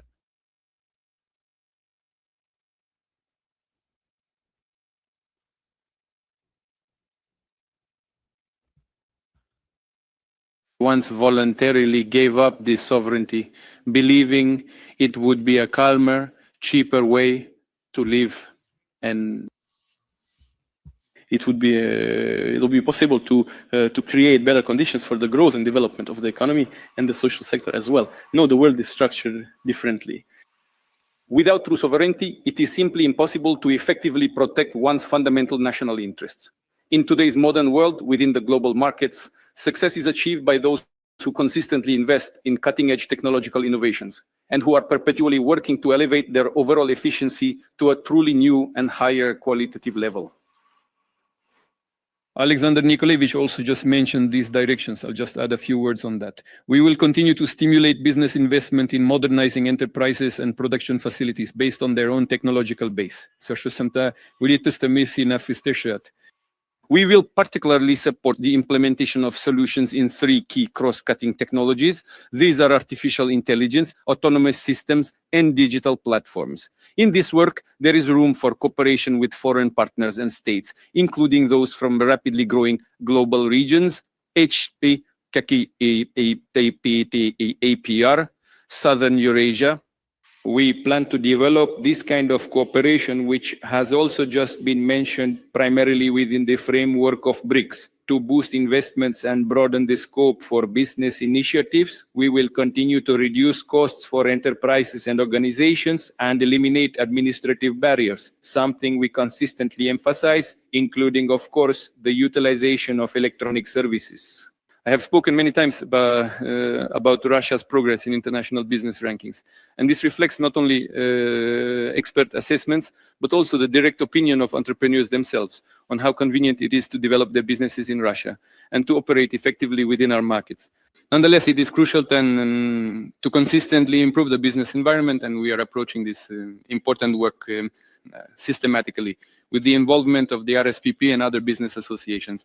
Russia is a country with an incredibly rich and profound history, and always, throughout every single era, the fundamental guarantee of our confident forward movement has always been the profound unity of our society, our collective and diligent efforts focused on making our nation more robust, more stable, and significantly stronger in terms of its economic capabilities.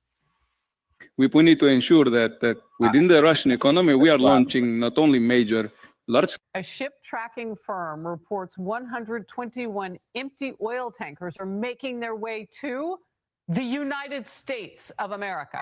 68 of those 120.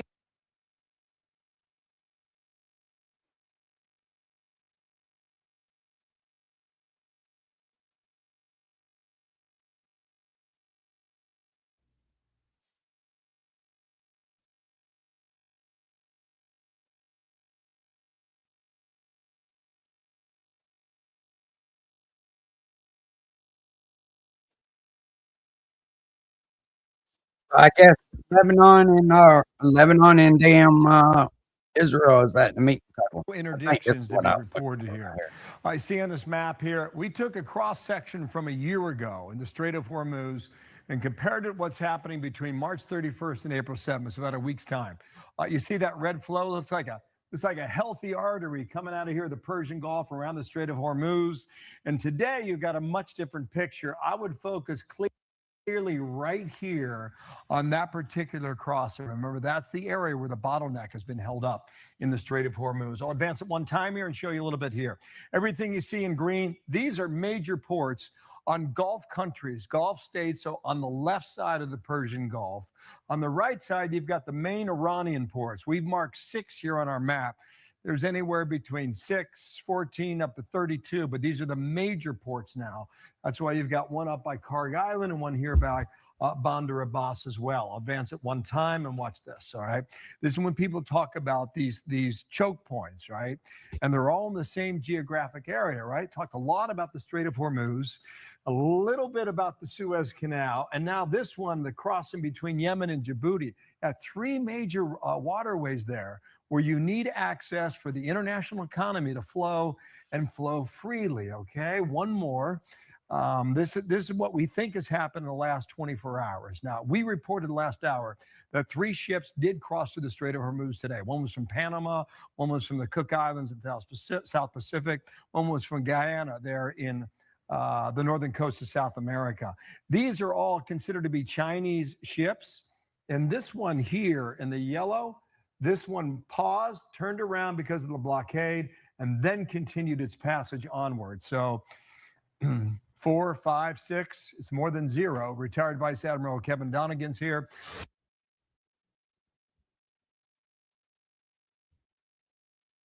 I don't understand what the big deal about letting them out is. They were saying one went in.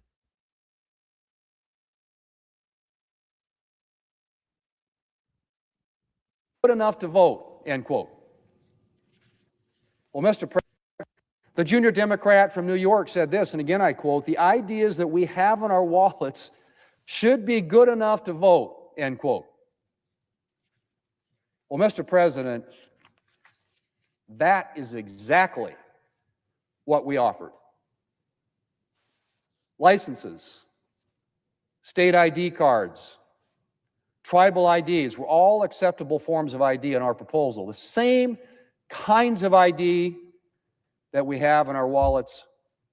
Bro, you don't even have to show an ID in California. And if you ask somebody for an ID in California, it's a chargeable offense for voting. What kind of crazy shit is that? Mr. President, multiple Democrat senators even acknowledge that their own states have voter ID requirements and that they work. The junior senator from Georgia came to the floor and said this, and I quote again, "I think you should have to prove that you are who you say you are before you vote. I support voter ID. We have voter ID laws in my state. You should have to prove that you are who you say you are before you vote." End quote. I couldn't have said it better myself. And the Democrat leader said, and I quote, "Our objection as Democrats is not to a photo ID," end quote. Except as Democrats' recent vote demonstrates, that's not actually true.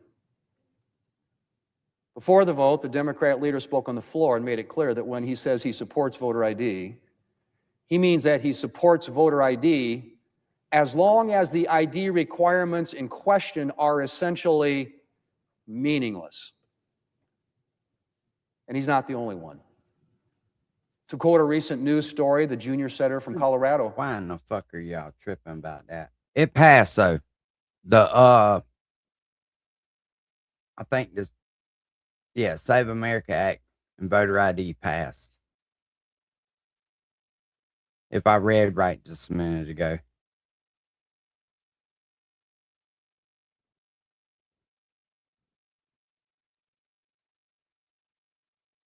Associated with the Epstein files. So there, we are not sitting on a single piece of paper. Nothing that should be released. If we find something else tomorrow, we'll release it. I don't anticipate we will. So the misguided assumption that there is more to be released is because we reviewed millions and millions of pages within the department, millions of which had nothing to do with Epstein. So it's not as if we looked at a document and said, you know, we're not going to release that. If we didn't release it, it's because it was not responsive to the law and therefore not part of the Epstein files. What we've done with Congress is we by law, we had to make certain redactions by law, including of victims and of PI information. But we said to Congress, any congressman can come in and spend as much time as they want looking at everything unredacted. And if you think we should be doing something, congressman or congresswoman, let us know and we will do it. And so we have that. I don't know how this department or this president can be more transparent than saying, American people, here's every single document in our entire database.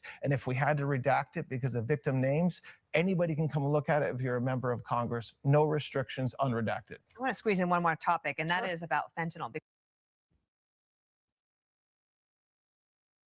And that's the Department of Justice. I don't know who he voted for, but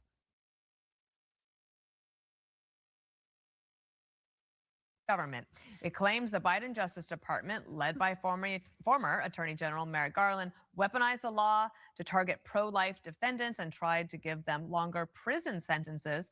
And that includes the case of pro-life activist Mark Houck. The father of 7 was charged with obstructing access to an abortion clinic. A SWAT team of more than a dozen people raided his home, arresting him in front of his children. Look at all He them faced up babies, to man. 11 years in prison. A jury later acquitted him. You'll remember we covered this story, and here he is on America's Newsroom after that. fighting for life, and they're gonna lock Look, him I'm a up. pro-lifer, and I've been a pro-lifer. I've been an activist for 20 plus years, and you know, we all know what happened. But the federal government did come after me with the full force of the law, and raided my home on September 23rd as a response to that. And you know, here we are 4 months after that raid, vindicated, hopefully, with no issue with appeal. And we remember that well. Well, Acting Attorney General Todd Blanche is with us here. Thank you so much for being here. Morning. I want to put a couple of statistics here. Average 26.8 months for pro-life defendants versus 12.3 months for pro-abortion offenders. And this from a Biden official, former Biden official, saying the Civil Rights Division brought law enforcement leaders, crisis pregnancy center representatives, faith leaders, and reproductive health care staff I don't know. together to address the I don't even get into that shit. Enough natural gas to power this project. That the Nessie pipeline is going to deliver enough natural gas to power 2.3 million homes. It's going to help lower the energy costs, that over $1,000 per household. We're talking billions with a B of savings. And it's going to support thousands of jobs. You're going to hear about that today.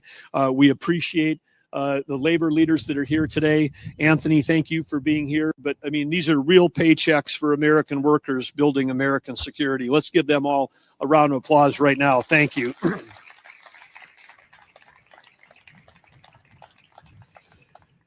Because when we do this, when we all work together with common sense, we don't just produce more energy, we unlock American ingenuity. And that's what you'll see, you know, standing alongside of us today, the power companies, the pipeline infrastructure, world-class workforce, and a country that is finally getting. All right. I'm done with that shit. real violence. I don't know why, but like I can search around on my phone on X better than I can online. I don't fucking understand that, but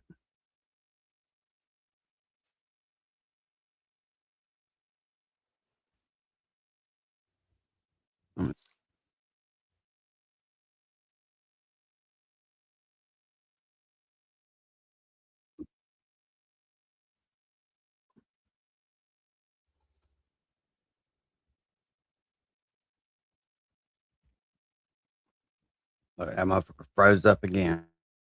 And I can go over here and click on this shit and it'll play it Troops just into the fine. region. I don't That's not fucking a get strategy. why that video will That not is not play. strength. That is That is crazy. steps to drag us in deeper. And let's not forget the dishonesty here. Last Friday, Trump acted like further bombing might be held. Supplies I can are go low. anywhere and play the Deliveries are video, late. but that You can one scream all particular day, video keeps freezing the or fuck up. you I can don't get it. I do not understand. Of a threat from Russia. It was so convenient for the Western elites to build their own internal policy. Yeah, Because right on here, the watch basis him. of a possible Watch threat his from the face. East, it was always possible to extort money from taxpayers and to explain one's own economic mistakes with a threat from the East. If you look at historical books, we will come to the conclusion that from time to time, this issue has always been raised. It is clear that today's crisis in relations between Russia and Western Europe began in 2014. But the problem is not that Russia annexed Crimea, but that Western countries contributed to the coup d'etat in Ukraine. You know, we have always heard that it is necessary to live by the rules. By what rules? But what kind of rule is it when three states, France, Germany, and Poland, came to Kiev and, as guarantors, signed a paper on the agreements between the opposition and the authorities headed by President Yanukovych? Three states signed it, including the Minister of Foreign Affairs. A colleague from the Federal Republic of Germany is looking at me. Mr. Steinmeier was then the Minister of Foreign Affairs. Can be found in general. As you know, at one time, we intercepted a project in Iran, which was carried out by German companies and completed the Bucha nuclear power plant. Yeah, see, it keeps freezing up and it keeps starting over. I don't understand it, but when I watched that last night, when he started talking about World War III and hitting the button and all, you could just see the stress all over his face. I was like, he's not going to do it. He doesn't want to do that. He knows the consequences of it. It's not like he's fucking dumb. But they damn sure try to scare everybody with that shit.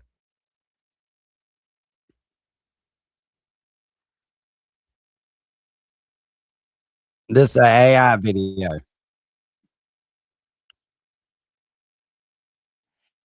The This video is captain receives a AI. warning broad. Picture this. It is 10 o'clock in the morning Eastern time. A tanker loaded with Iranian crude oil is moving through one of the most important waterways on the planet. The captain receives a warning broadcast over the radio. U.S. naval forces are ordering the vessel to turn back. Not a drill, not a threat. An actual, live, enforced naval blockade, the first of its kind by the United States in decades. And just like that, the world changed. This is not a hypothetical scenario. Y'all want to go fuck This with him? morning, the blockade officially began. And what you are about to hear is going to show you exactly why this single move could reshape the Iranian economy, reroute the global energy market, force China into an impossible position, and either push Iran toward the most consequential peace deal in a generation or drag the entire region into something far more dangerous. Stay with us, because this one has layers you are not going to want to miss. Welcome to World Brief Daily. If you are new here, we break down the most critical global developments with the depth and clarity they deserve. Turn the Hit comments that off. subscribe button right now and enable notifications, because in a situation this fluid, new developments are coming in by the hour, and you do not want to be the last to know. Let us start with exactly what happened this morning and what it actually means in practice. The U.S. Central Command, CENTCOM, officially announced that as of 10 a.m. Eastern Time on April 14th, American forces began implementing a blockade of all maritime traffic entering and exiting Iranian ports. The statement was precise. The blockade applies impartially to vessels of all nations entering or departing Iranian ports and coastal areas, including all Iranian ports on the Arabian Gulf and the Gulf of Oman. According to CENTCOM, however, U.S. forces will not impede freedom of navigation for vessels transiting the Strait of Hormuz between non-Iranian ports. In other words, if your tanker is heading to Saudi Arabia, to Iraq, to the UAE, you are fine. If you are heading to Iran, you are turning around. Now, President Trump had initially framed this much more broadly. Speaking on Fox News just before the blockade was announced, Trump called it a complete blockade. All or none, he said, meaning no ship passes until Iran relents. CENTCOM's clarification narrowed that scope considerably, but make no mistake, the practical impact on Iran is still devastating. Here is why. Iran's economy is deeply, almost existentially dependent on sea trade. This is not hyperbole. The numbers make the argument on their own. On a daily basis, Iran exports approximately $270 million worth of goods. Out of that, around $140 million is crude oil. The rest, roughly $80 million per day, consists of non-oil products, petrochemicals, minerals, steel, metals. All of it moves through the sea. And then there is the import side. Last year, Iran imported approximately $58 billion in goods, around $160 million per day, covering everything from consumer products to the raw materials that keep Iranian factories running. Now, all of that is at risk. Let us run the numbers slowly, because this is where the severity of the situation becomes impossible to ignore. On the export side alone, Iran stands to lose roughly $8 billion every single month. That is not a rounding error. That is an economy-stopping figure. And on the import side, if raw materials stop coming in, Iranian factories run out of inputs. When that happens, production stops. When production stops, people lose jobs. They trying to stop everybody else's economy. I don't feel bad for them. And when people lose jobs in a country that is already sitting on years of accumulated economic frustration, things get dangerous for the regime. This brings us to something critically important that a lot of analysts are overlooking right now. The protests that shook Iran did not begin as calls for revolution. They began as economic protests. People were angry about mismanagement. They were angry about rising prices, about shortages, about a government that seemed indifferent to their suffering. Those economic protests escalated into something the regime barely survived, and only survived through brutal force. But the economic problems that ignited those protests never disappeared. They only got worse. And now with this blockade, they are about to get dramatically, catastrophically worse. And turn the fucking pressure up. That's what I say. Let's go fuck with my cousin. Let's go see what the fuck he's saying anyway.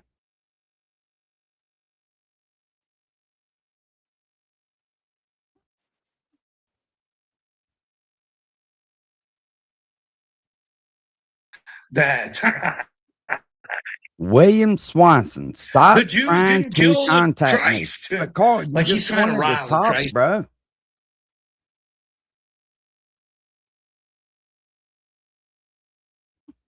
Way to go, Eric Swalwell. Can't go to God and be in the closet. You gotta let the people know who you are, Benny. You can't go around saying that you're gonna sue people and not do it. You know what I mean? Like this is just a joke. Nobody wants to show who they really are. Or is Milo trying to fucking ruin this guy's career? You know what I mean? Which one is it?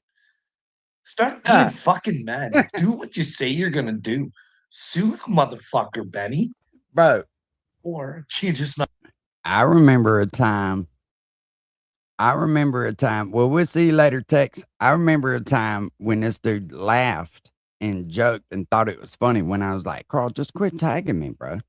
Just quit tagging me. I'm not a fucking doctor. not want it to be out that you're homosexual. Like if you are, don't hide it. Don't be ashamed of it. Because you can't go to God with a lie. Fuck. But look at what we got. This show's about Eric Swalwell. Eric Swalwell, who was there, trying to find out the dirty ditties on the Epstein files. Just go. Good man, showing the world what it's like to stand up for the right fucking thing. Know what I mean? Way to go, Eric Swalwell. Let's speed him up. This is how stupid this world is. This is an actual tweet from Always Open. Listen, isn't it Cash Potato's head job to go out, right? But Eric Swalwell. But then again, you know what I mean? Fuck, could he have done a better job than Gavin Newsom? You know what I mean? Gavin Newsom was only out there telling people what to do, and he was breaking every rule he said to do. You know what I mean? He's out there taking pictures, no mask, no. You know what I mean? He's bringing up the wages for minimum wage, except for that one business. Elon Musk sends him a tweet on Swalwell's tweet. Oh, we love you, Elon. We love you, Elon. This motherfucker. A man in his right mind does not go back and be friends with somebody he said was a fucking pedophile or was fucking around with Epstein. Therefore, Elon Musk has no morals, no good judgment, and you guys might want to fucking check yourself because he's building the fucking Dyson sphere around fucking Earth. You know what I mean? Like, you should question these fucking. This is how dumb this motherfucker is. He can't realize what really. He cannot distinguish what happened. Trump bought his old lady or whatever from Epstein. I really don't give a fuck. Men have paid for pussy since the beginning of time. If you can't handle that, something's wrong with you.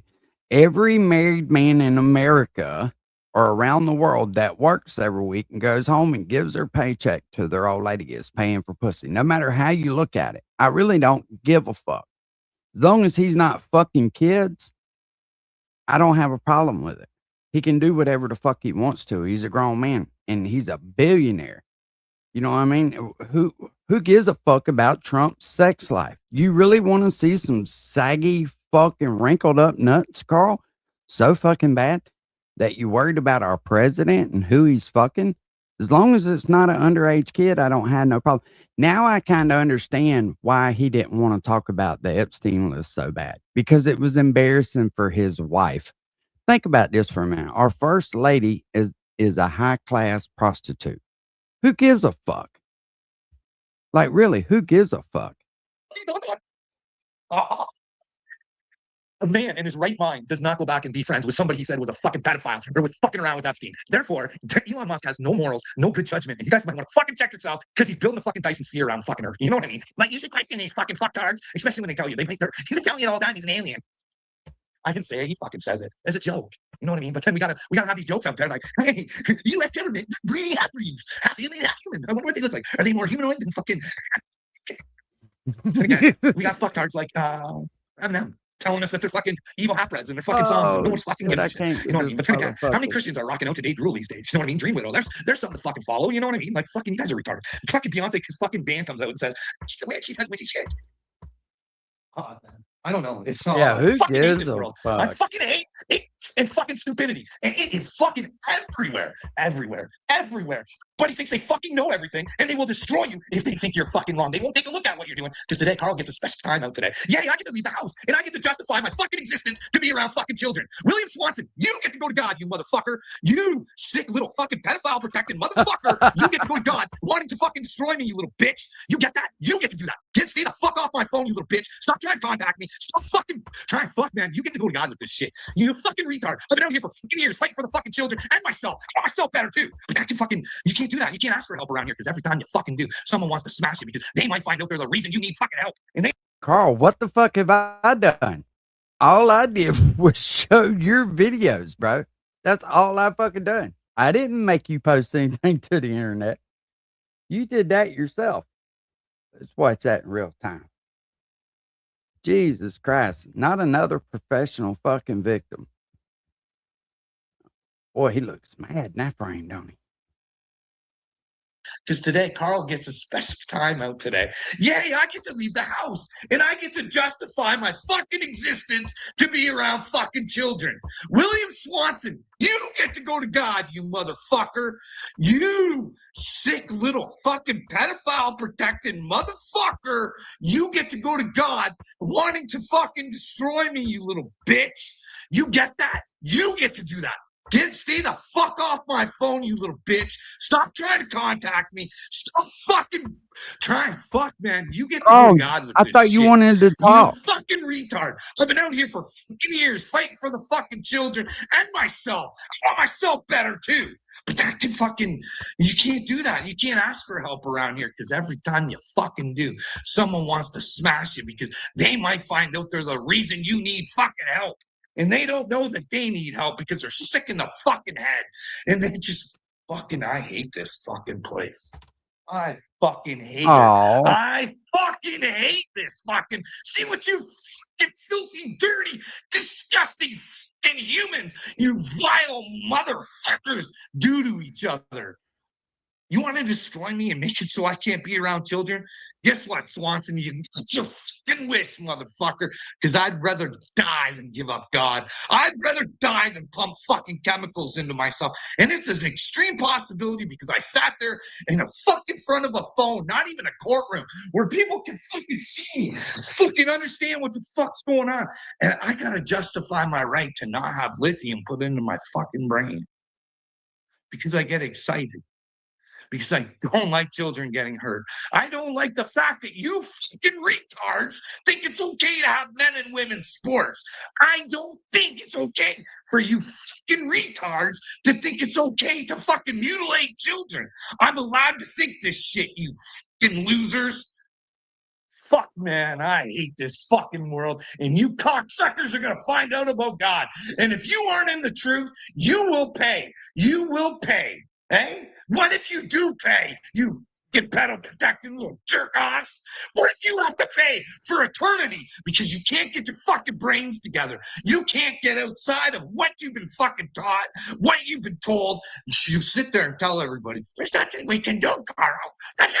This What makes you motherfucker think is you can do melting it? 'Cause I down, got boy. God, motherfucker, and I ain't a useless fucking loser like you fucking retreads. I will Jesus Christ. So you got to go outside today. Big fucking deal. Put your little raincoat on, put your little crash helmet on, and fucking go outside, Carl. No big deal. stand for the fucking children. But then again, there's a time where you gotta fucking stop and you gotta think about yourself. You gotta say, how much fucking pain do I have to fucking go through just to fucking exist with God? I ain't doing nothing wrong with these fucking videos. Nothing. I'm asking people where the fuck I'm wrong. And I can't get nothing back. Like simple little things like show me where you're fucking president. Your fucking ex-president wants the paperwork to be a fucking American. Because that should be embarrassing to you fucking people. If you can't find that information, Could you imagine being you should married be to able this to embarrass me. motherfucker? Could you imagine being in the house with this motherfucker 24/7? Jesus Christ, somebody send fucking Joe a roll of duct tape for Christmas, please. You should be able to say, you've been going on about this for fucking ever, Carl. You got fucking problems. Look, then I don't have to carry it anymore. Because I'm not like you fucking people. I let go of lies and stupidity. Boy, howdy. How you gonna fucking blame me for that shit? You the one posted all the shit on the internet, Carl. All I did was replay it. Oh, wait a minute. Wait a minute. He's got a video saying some nasty fucking shit, and somebody reposted it to TikTok. And it's whoever posted it to TikTok's fucking fault. Right? Anybody who just asks questions, we don't even know if they're on Look, our cars chase dogs chase cars. Carl chases aliens through the fucking parking lot at the local meat market. And he thinks that it's everybody else's fault that people look at him crazy.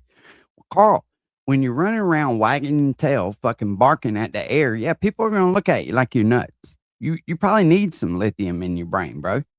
I don't know. Are they just trying to swirl us up to get us to hate each other? No doubt. Because that's the deal. I will not fucking hate you people. I refuse. I fucking refuse You just told us you hated me, Carl. I'd rather you hate me. to join your game where you hurt me and I hurt you. No, you hurt me, you hurt yourself. Just like you hurt anybody else, you're only hurting yourself. You fucking retards. I can't fucking I want every dipshit to know. It don't matter what I say on here. Okay?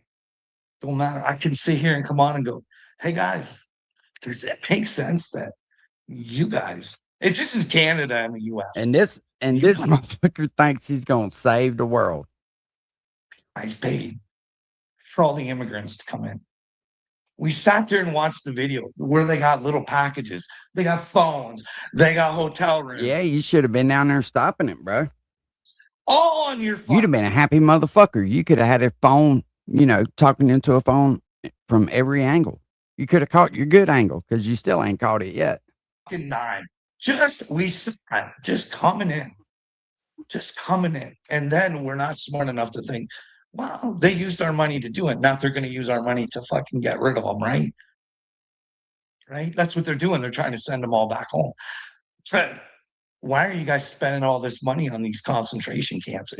He's obsessed with trying to troll the American public with our politicians, and he can't take it when somebody fucks with him back. That's what sending it these is. That's why immigrants he home. cuts his comments. Why are you guys going out and buying these expensive warehouses? Who was you guys? I ain't never bought a fucking expensive warehouse. I bought a couple shipping containers. Fucking, it's brutal.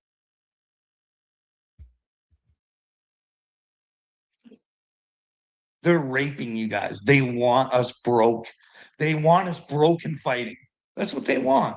They want us broken fighting. And fucking, I watch retards all the fucking time. I have no clue about what the fucking tariffs were about. One person, please come into my comment section and let me know where Americans are not paying the tariffs. Let me know where this fucking magical money for tariffs is. All right, let's go in your comment section.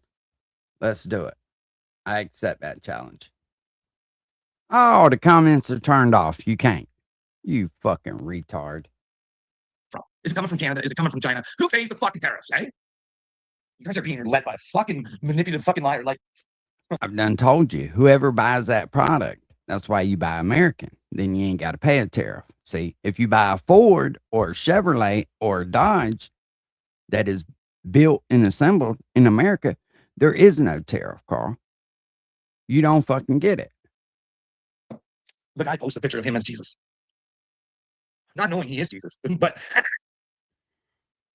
fuck, I hate this place. Everybody's just okay. He's just fucking throwing out Kim Clement's prophecies. He's got his spiritual fucking leaders trying to think that he's fucking Jesus. You got talking like if you fucking Americans, especially you Christians and you Jews, any of you fucking religious motherfuckers out there can't look at fucking Paul away and go, this is purely deceptive. What kind of fucking leader of a world could put it back on right here till I get back because I want to see what this idiot got to say. Officials above everything else. Time is not on their side. Look at Iran's oil storage situation. Iran has roughly 50 to 60 million barrels of storage capacity across its oil depots. Right now, approximately 60% of that capacity is already used up. That leaves only around 20 million barrels of spare capacity. Iran is producing roughly 1.5 million barrels of crude oil every single day. Do the math. That means in approximately 2 weeks, Iran's spare storage capacity is completely full. At that point, Iranian oil companies will have no choice. They will be forced to shut down oil wells. And shutting down oil wells is not like flipping a switch back on. Each time you shut down a well, you permanently lose between 5 and 10% of its extraction capacity. That is money that is gone forever from a regime that is already desperately short of it. This is not... Evidently, he's getting his knock today. Any of y'all ever drink Ghost energy drinks? It says natural energy. I'm trying to get away from them Red Bulls. Somebody got a good suggestion. Let me know. buy on to a fucking line like this? I'm like, holy shit. But this is God these days. Like I've shown the guy before. Fine. I hate this. I hate this. I hate thinking people are stupid. I don't like it. I don't like sitting here going, oh, I'm better. I don't think I'm better than anybody. I just think I have the ability to Nasty. I didn't buy that. think for myself and try and figure shit out. I got cherry lemonade and dream. One fucking person. No, that's a lie. One person has listened to me throughout this whole fucking journey. One. And I guess it couldn't come at a better time, but one fucking person. Listen to me. One fucking person. Thank goodness I had him. Or maybe my brain would be gone today. Oh, Lord. Here we go. I don't get her. I don't get her. I don't get her. I don't get her. Fuck.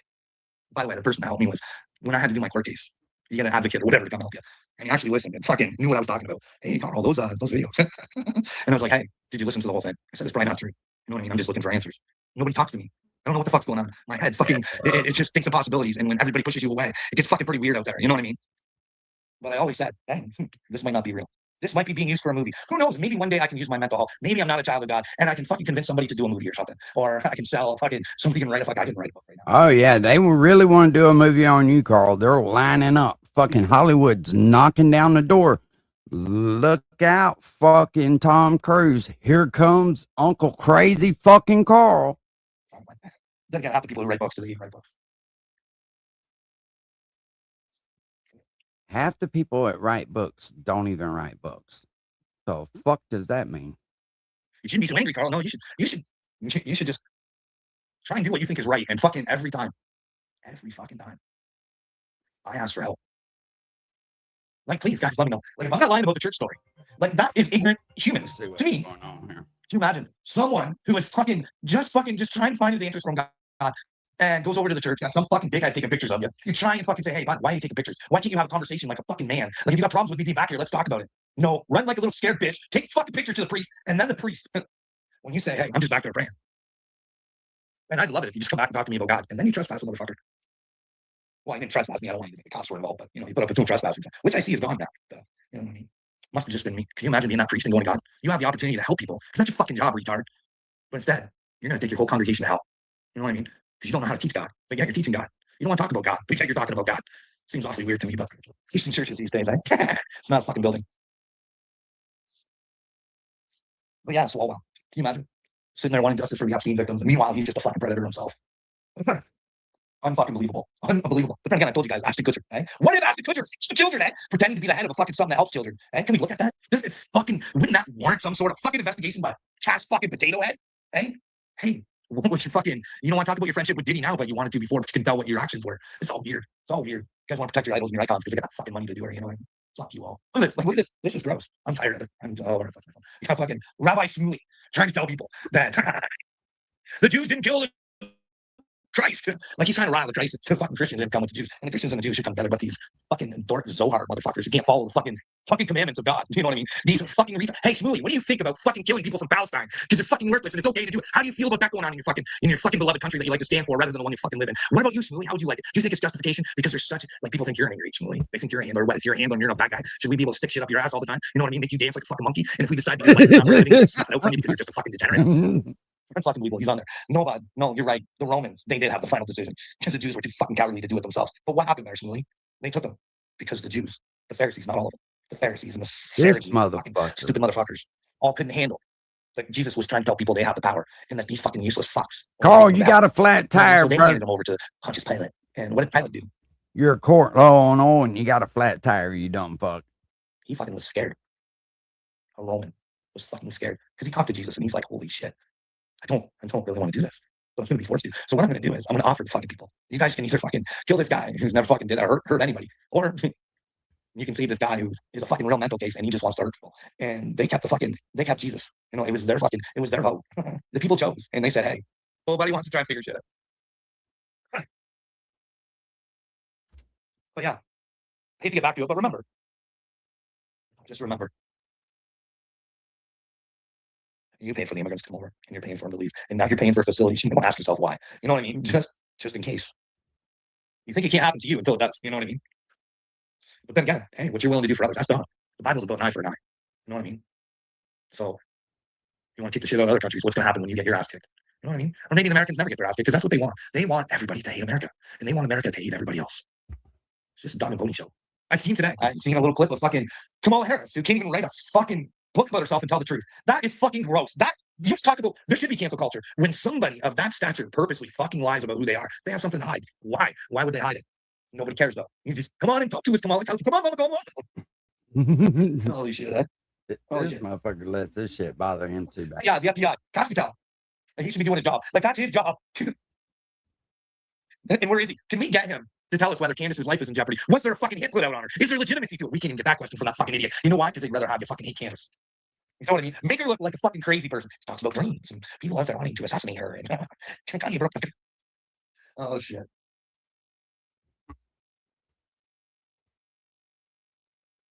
I know Erica Kurtz next. It got crazy. Drops his bottom lip like this, and he said,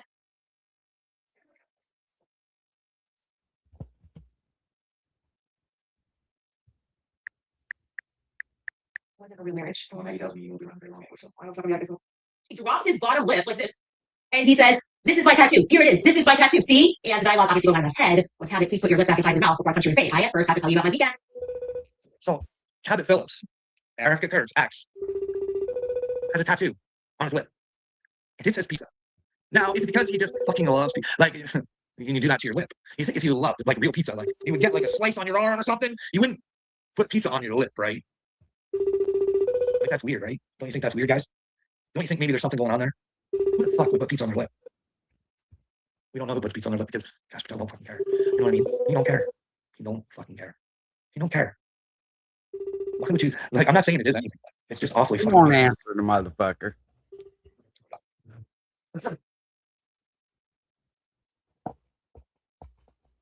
What else we got? Let's see. God's art is porn. Pope Leo's emotional speech. Excellencies, dear sisters in consecrated life, dear brothers and sisters, good morning. Good morning. I'm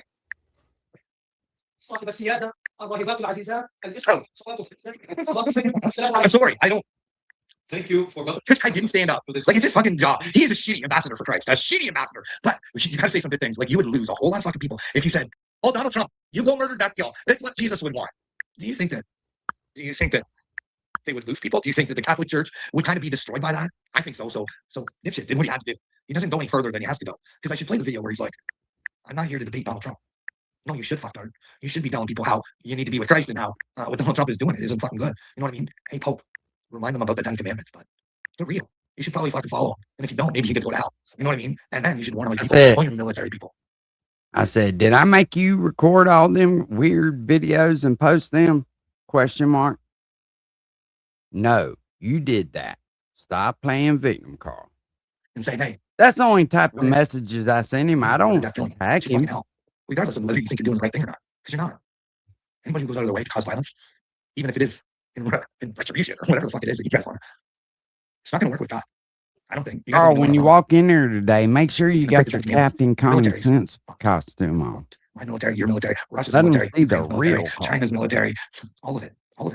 If the commandments mean something, I bet he'd shit if I fucking called all the damn. enjoy the consequences. You know what I mean? What it is, that lady is wanting her fucking child back. Carl don't want to give their kid back. That's what's going on. They're trying to hold this kid hostage from its mother.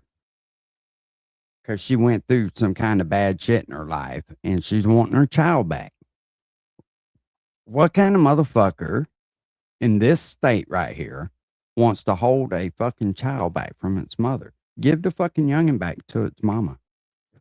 That's what you do. We're brainwashed to think this is the right thing to do. We're fucking brainwashed to think that. Hell, your wife's gone all weekend, fucking hanging out, gambling all the fucking money up. You're nut batting shit fucking crazy. You can't take care of no child.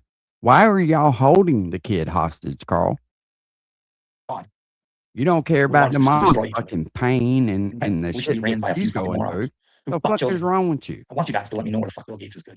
I'm tired. I'm really fucking tired. I want to go talk to a fucking moron who's going to determine whether or not I'm a threat to children. A fucking moron. A complete fucking nutcase who's mentally fucking ill. I know that seems weird. I'm saying a psychiatrist is mentally ill. And I'm not the mentally ill one. Hey, man. Hey, guys, show me where Bill Gates. Hey, like, this is the thing I gotta say to the doctor.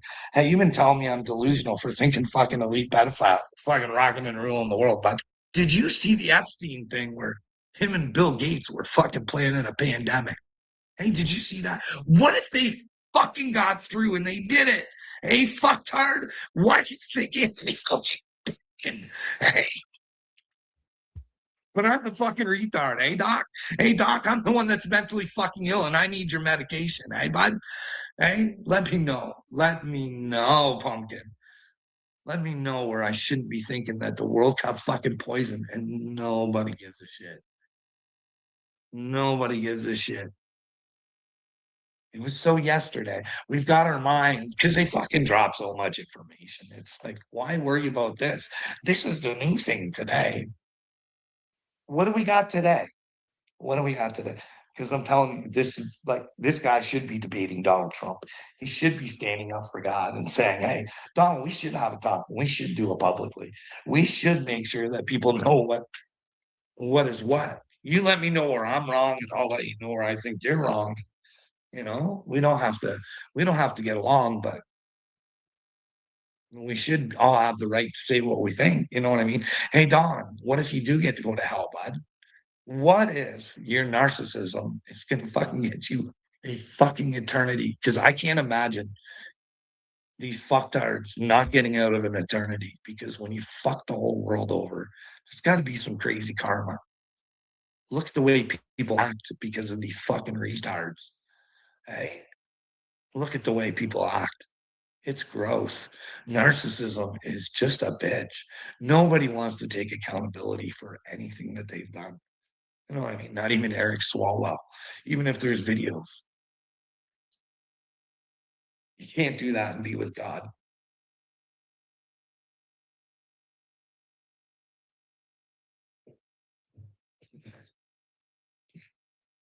Melania Trump coming out saying, hey, I was not an Epstein victim. I was not his friend. I wasn't anything. And you guys think just because I was on there fucking addressing an email to fucking GZG, fuck it, I ain't nothing. But you guys forget, hey? Something's coming out. Something's not right. Because remember, she threatened to sue Hunter Biden for what? $1 billion.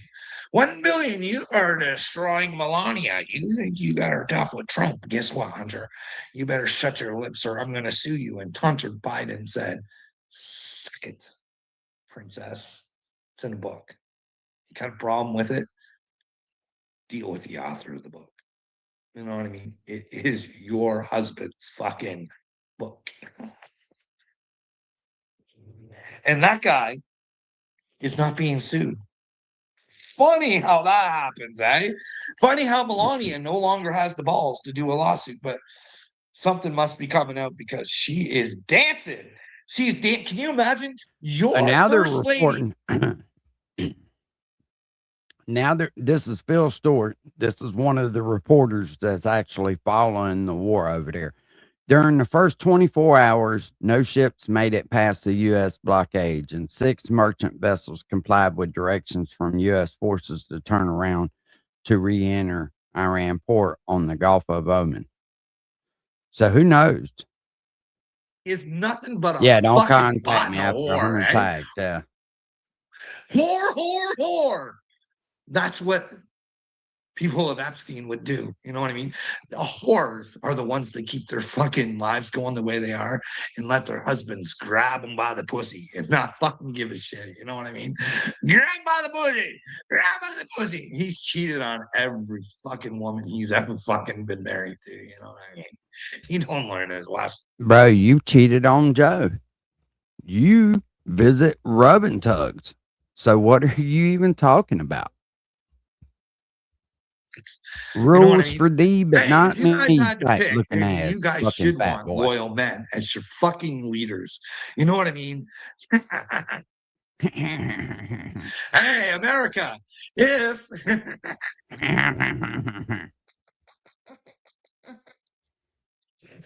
it depended on you going to heaven or not, would you investigate your boy Donald Trump? Would you say, hey, Don, Nah, purchasing all the Bibles from China when you're saying America he's first? coked That's up, not so he's good. ready to fucking go. Hey, Smart why'd mouth you for sure. fucking $3? You're getting the Bibles for $3, and you're selling them to us Americans for $60 plus. Us Americans. Bitch, you live in Canada. You are Canadian. You know what I mean? For a signature and shit like that's for getting the Bibles for $3, and you're selling them to us Americans for $60 plus. You know what I mean? For a signature and shit, like that's different levels in the Bible. You know what I mean? How Trumponian do you want your Bible? It can cost you up to $1,000, I guess. But, Quit smoking weed. You for a can have one. $3 Carl. Bible. But yeah, what kind of man goes out and buys from? Well, he bought his ties from China too. His shirts from Bangladesh. He's always been an American. Didn't even buy his alcohol. He knows alcohol is bad. He didn't even have his alcohol made in America. You know what I mean? He's just, again, you know what I mean? He's on this big kick for immigrants. But I sit on a program where a whole fucking swarm of fucking illegals. Nah, this We don't work look for Donald crazy. Trump. This don't look crazy. No, you look perfect in here, Carl. And they You're doing hired great, immigrants little to fucking buddy. build, over Americans because it was cheaper. If you don't believe me, ask Rubio. I got the information from Marco Rubio. Marco Rubio. Hey, Marco, how you like playing with the devil, shit turd? Hey, how's that feeling, buddy? You and Mike Pompeo, you guys gonna enjoy your destiny forever? Hey, Mike Pompeo, who fucked Julian Assange, wanted him dead, threatened to kill him. You know what I mean? And that's just okay. It's all right in America. You can threaten to fucking kill the people who want to bring us the information, and we don't care. You know what I mean? But then again, what's his nuts? Who lives in fucking Russia now? Fuck, what was his name? He tried to warn us about fucking surveillance, right?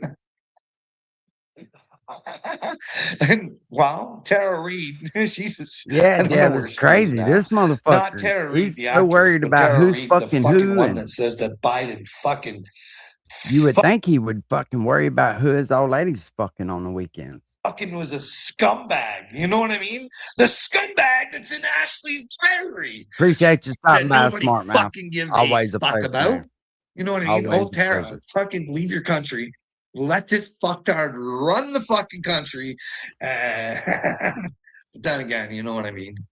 Fuck, he was only announced he was a retard. You guys let him keep running. You know what I mean? It's like the paperwork. Remember the paperwork he wasn't supposed to have thrown out through his garage and wherever else. No, it's okay, people. We got nothing to worry about with Biden having that paperwork. He's not smart enough to even know he has it. He has no idea what he's even doing. How could he go out of his way to try and hurt us? He's mentally not there. Yeah, keep running our country. You know what I mean? All these people lied to you. You know what I mean? They knew he wasn't well, and they just let him keep running. You know what I mean? Yeah, I don't get it either. But yeah, brother. back to Melania. Okay. What is Melania? Because she's a fucking superstar now, Keep fucking serving Satan. Hey, you'll get her. You know what I mean? Oh, Stay in he your doesn't ignorance have and anybody stupidity to talk to and not that. want to fight What out of it it. is. You know what I mean? Just keep fucking serving Satan. Hey, serving Satan is serving the pedophiles, okay? And when you guys are pedophile protectors, you're You Satan are protectors. the pedophile protector, Carl. But speaking of Satan protectors, fuck, I should be showing the videos, but I just don't fucking care enough because I know they're there. Go look it up. Your boy Donald Trump is trying to convince you of all things that Bishop Macron is hotter than Candace Owens. Do you guys not know that he's mentally fucking ill? We know There's you're something wrong mentally with ill. his brain. He just told the world that Macron, Carl, he will come to her aid. you dumb He will motherfucker. come to her. We're all watching everything right now. We know what he said. You're not making us aware of anything new. Her aid because Candace Owens asked questions. This guy be painful for his family. When No Donald wonder Trump his old could lady end it fucking any dips fucking every time. time she gets a chance. Demand a DNA test, fucktard. Or don't even demand a DNA test. Have someone that we can all trust just test the equipment, check out the equipment. Then again, DNA test would just This motherfucker wants somebody to go check out Bridget Macron's equipment. Carl, you're suited for the job. You go check her equipment out. You go grab that thing. Right? Could you imagine Carl as a gynecologist? Come here, baby. Oh shit! You got a dick And down end there, all girl? this. We could find out if Satan truly is running countries. Spread them. Because I don't know if you guys know this, but if Let them people are Seahawk satanic, down there with a that means popsicle Satan is stick. the ruler. And if Satan is the ruler, they don't want good for you, but they will pretend to be good for you because that's what Satan does. Shouldn't we be more safe to have Satan? Let's see if he crashes out. Even when God put me through this, crying out loud, God, all your little restaurants and all, you know what I mean? In Canada, it's way worse. We've got fucking, guy goes to Don saying, oh, man, nobody's ever wanted to do them for a long time. Fucking can't stand doing phone, not even a courtroom where people can fucking see little no good judgment. And you guys might want to fucking check yourselves because he's building the fucking Dyson sphere around the fucking earth. You know what I mean? Like, you should question these fucking fucktards, especially when they tell you they've been telling you the whole time he's an alien. Hey, Carl, after 25 years of you making these videos, has any one of these motherfuckers answered any of your questions? I didn't say it. He fucking says Go watch him as crash a out one joke. more time. Then we'll You know what I mean? But then we gotta have these jokes out there like, hey, the U.S. government breeding half-breeds, half alien, half human. I wonder what they look like. Are they more humanoid than fucking? We're looking at one right now on the fucking screen. And again, we got fucktards like Eminem telling us that they're fucking evil half-breds and they're fucking songs and nobody fucking gives a shit. You know what I mean? But then again, how many Christians are rocking out to Dave Grohl these days? You know what I mean? Dream Widow. There's something to fucking follow. You know what I mean? Like, fucking, you guys are retarded. Fucking Beyonce's fucking band comes out and says, Go Singer. she's a witch. She does witchy shit. Oh, man. I don't know. It's I fucking hate this world. I fucking hate and fucking stupidity. And it is fucking everywhere.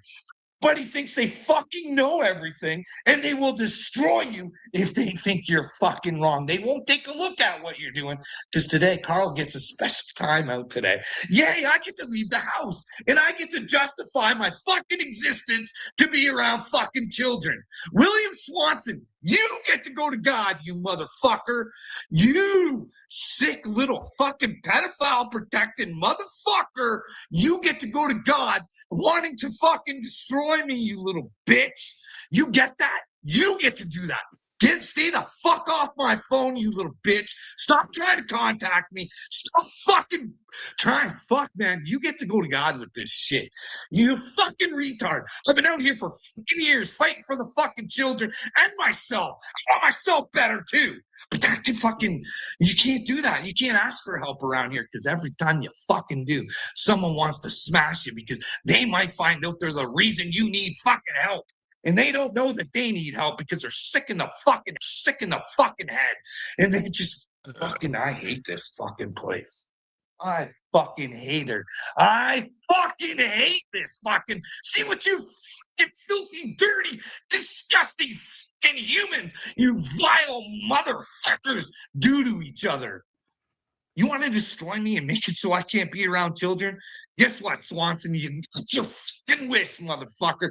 Because I'd rather die than give up God. I'd rather die than pump fucking chemicals into myself. And it's an extreme possibility because I sat there in the fucking front of a phone, not even a courtroom, where people can fucking see, fucking understand what the fuck's going on.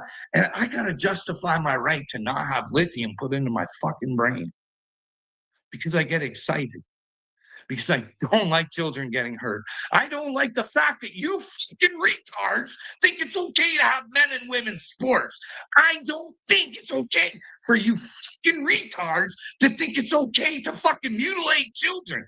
I'm allowed to think this shit, you fucking losers. Fuck.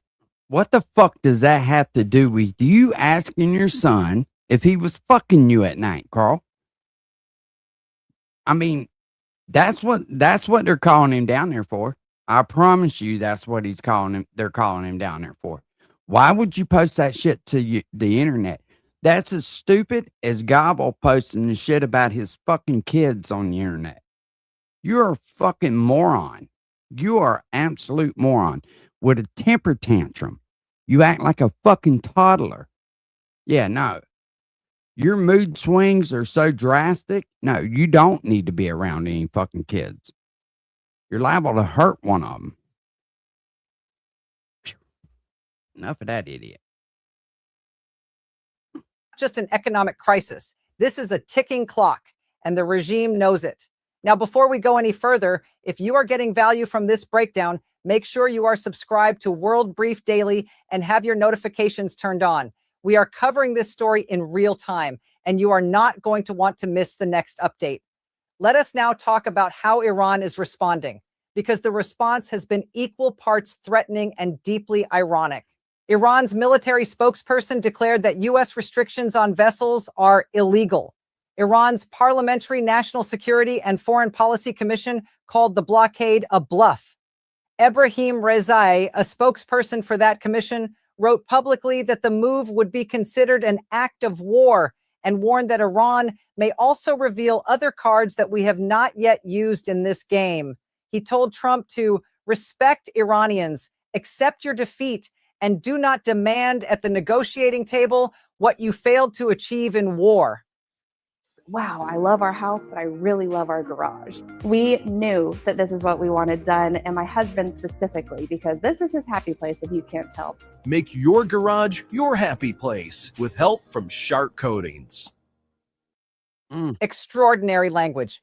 But let us hold that up to the light for a moment. This is the same regime that spent months attacking civilian shipping from countries that had absolutely nothing to do with this conflict.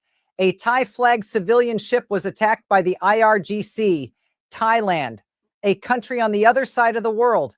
Iran was conducting what amounted to maritime extortion, charging vessels up to $2 million in transit fees just to pass through the Strait of Hormuz, a waterway that, under international law, belongs to everyone. As reported by NPR, citing a lawmaker on Iran's own Parliamentary Security Committee, those toll fees were very real, very significant, and legally indefensible. So when Iranian officials call the U.S. blockade an act of war and an illegal provocation, the only appropriate response is, look in a mirror. Iran's armed forces went further, calling the blockade outright piracy. The IRGC warned that any military vessels approaching the Strait of Hormuz will be considered a violation of the ceasefire and will be met with severe force, according to Iran's semi-official Fars news agency. Iran's acting defense minister announced the country's armed forces were on maximum combat alert. And yet, despite all of this fire-breathing, the ceasefire is technically still holding. Pakistan's Prime Minister Shehbaz Sharif confirmed on Monday that the ceasefire remained in place and that efforts were ongoing to reach a diplomatic solution. The dialogue has not collapsed entirely. Not yet. But the pressure is talking about trying to sue somebody.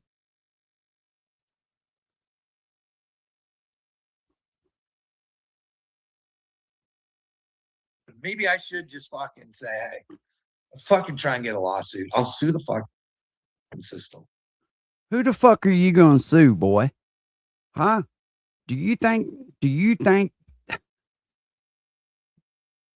gonna sue your dope dealer? Is that who you're gonna sue, Carl? The fuck is wrong with this idiot? You know what I mean? Like that hospital, it's got a fucking problem, man. You can't sue the hospital. It's got real problems. The police, they got some problem. And see here, I fucking feel like I'm some sort of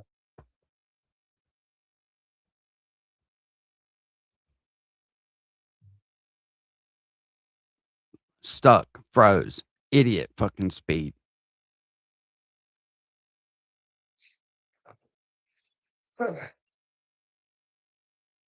just play the game, Carl. Just play the game. Just play the game like everybody else. That's what I'm told. Hey, Carl, when you go to your doctor's appointment, just play the game. Just play the game. You know how to play the game, Carl. You know how to manipulate and tell people, let people think what. Oh, I'm sending that to you, doctor, right now. You know how to fucking do that. We all do. I'm right? sending You that gotta to you, play the doctor, role, right now, Carl. I'm not playing no role. Yeah. If you play the role, you give up the role of being We like God. clipping I'm that. not We willing to do sending it, that but straight to your hey, doctor. if I'm That way they gonna, know you're playing the game. I'm gonna tell you guys right now, if they decide to do anything to put me back in the hospital, I want it to be known that I want the MAID program. I don't want the hospital.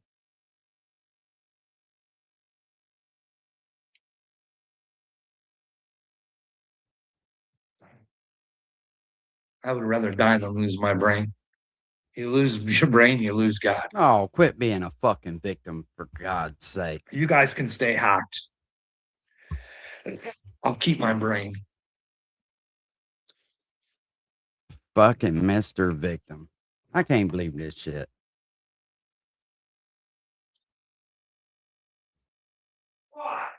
Fuck, death would be such a beautiful thing. To give up all this fucking pain. And it's not pain that I want. I'm not trying to hold on to it. I've been trying to face my pain. Hey guys, if I'm fucking this and I'm not, hey, why don't you face me? Hey, Jay Jameson, why don't you fucking retarded motherfucker? Why don't you tell me how you weren't ready to go off on stress leave and how your heart didn't give out and how you had to go to the hospital and take a fucking week off fucking work because it was too fucking fucked up. Hey, John Wall, why don't you fucking face me, motherfucker? Why don't you sit there and tell me? Anyways, I gotta go. Anyways, I'm out of here.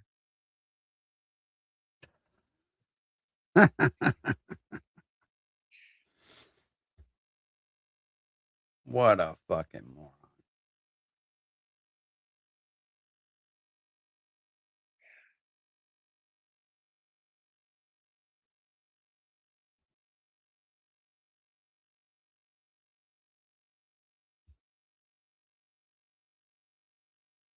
One day he's gonna accidentally lead that motherfucker running, and y'all gonna see just who that. Hey everybody, motherfucker it's is. Tuesday, April 14th, 2026, day 2 of the U.S. naval blockade in the Strait of Hormuz. And the biggest breaking development right now is that President Trump has just put American sea power squarely in control of one of the world's most critical choke points. Within the first hour of the blockade going live, the Navy had already positioned guided missile destroyers and aerial overwatch to enforce it with zero tolerance for interference. And this isn't just rhetoric. This is the United States flipping the script on Iran's game in the waterway. A little bit of their own medicine, some would say.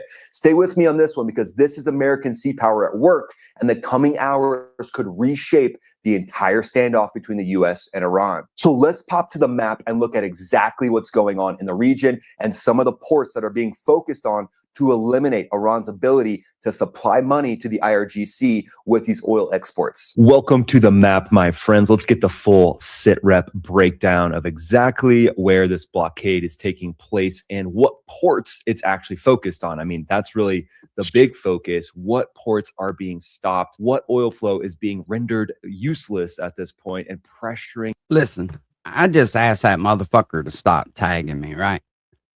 And all of a sudden, when it don't go the way he wants it to go, because nobody, let's face it, nobody can help him. There's not a fucking thing that anybody on the internet can do for him. It's not my fucking responsibility.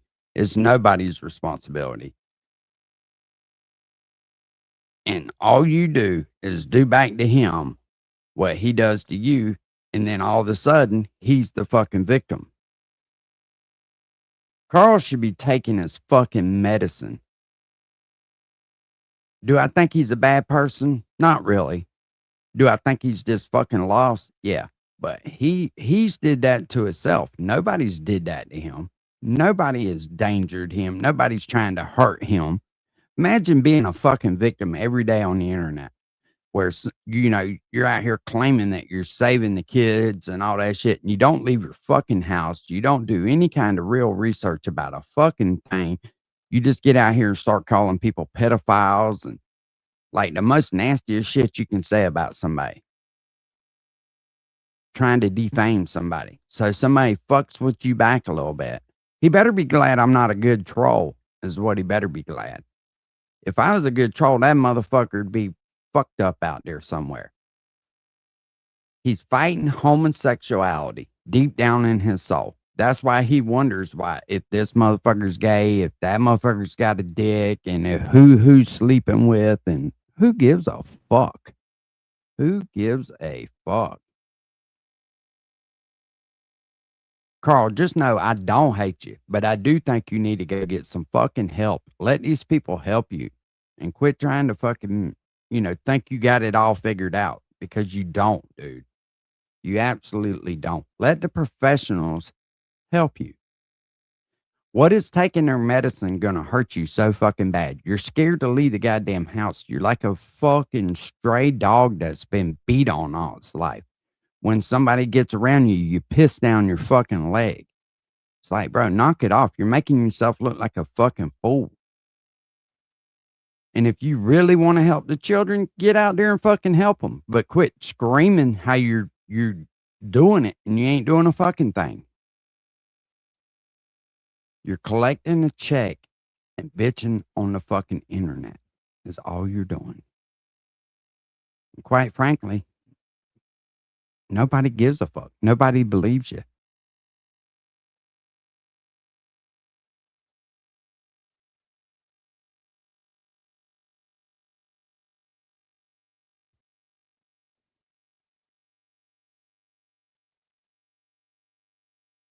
All right, let me go through this Truth Social, see if they've posted anything updated yet.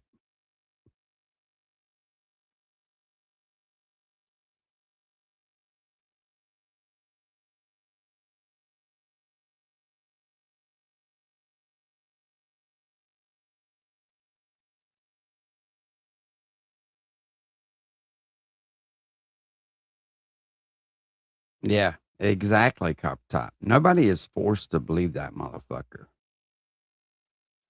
The shit he says, I mean,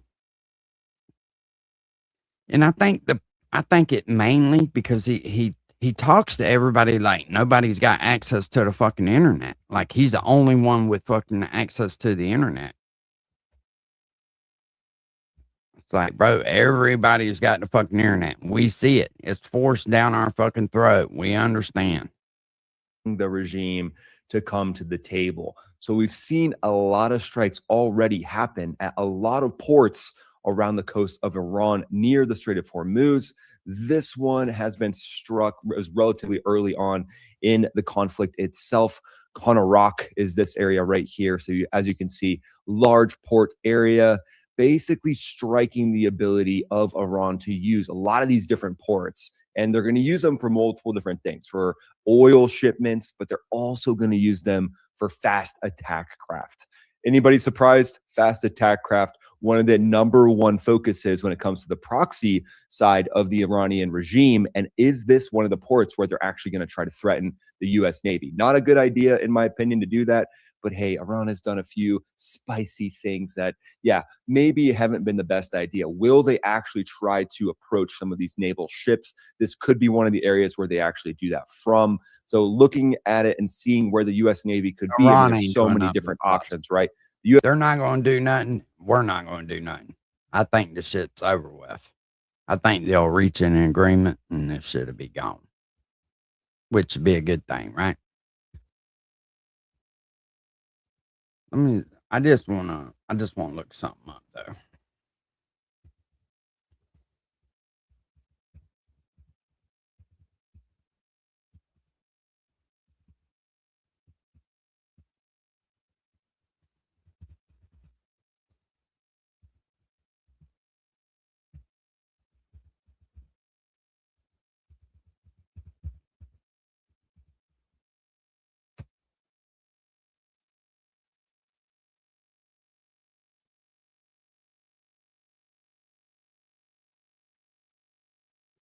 So this is what it fucking boils down to right here.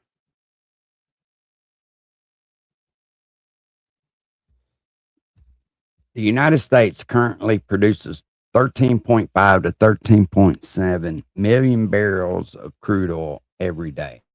Now, you go down here and you fucking look, how many do we use?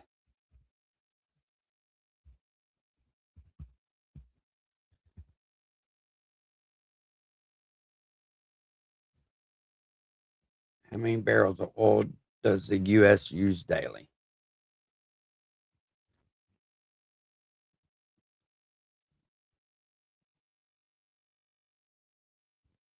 Did I have the other one on the screen or not? Anyways, we use 19 to 20 million barrels of oil daily.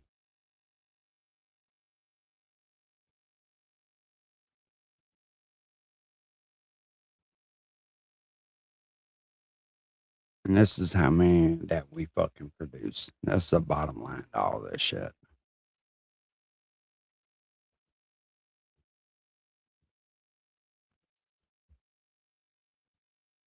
That's the bottom line.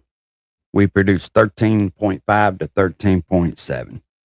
So we still need somewhere's around 7 million barrels of oil every day. And that right now is coming from Venezuela. Yes, we've got enough for ourselves. No, we don't have enough to sell other countries. Are we going to share what we got? Yes, only because we have reserves. And no thanks to fucking Biden, because he sold them all. Let's see how many we got in reserve.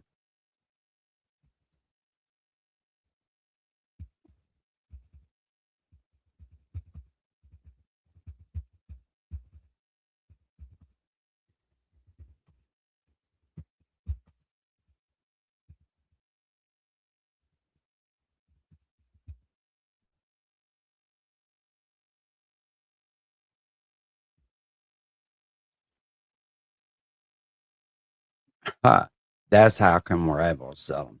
We've got a shit ton in reserve.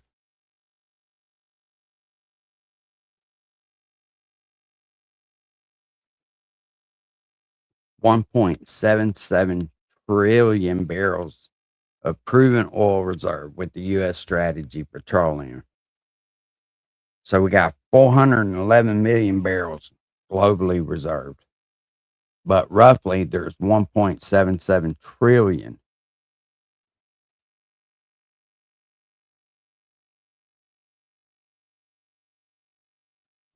Which is roughly 47 times the annual global consumption of about 37.4 billions of oil in 2024, equating to around 47 years of supply at current consumption levels. There's plenty of fucking oil. There is plenty of fucking oil. But with all the scare tactics and everything else, oil fucking sells. Let's just see how much the fucking current market is. Yeah, there's plenty, pimp. I know that.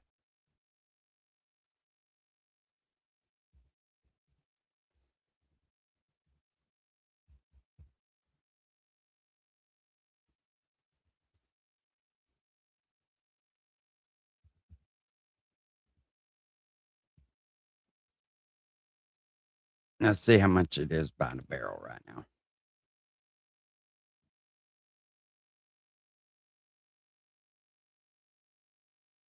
Oil's dropped tremendously.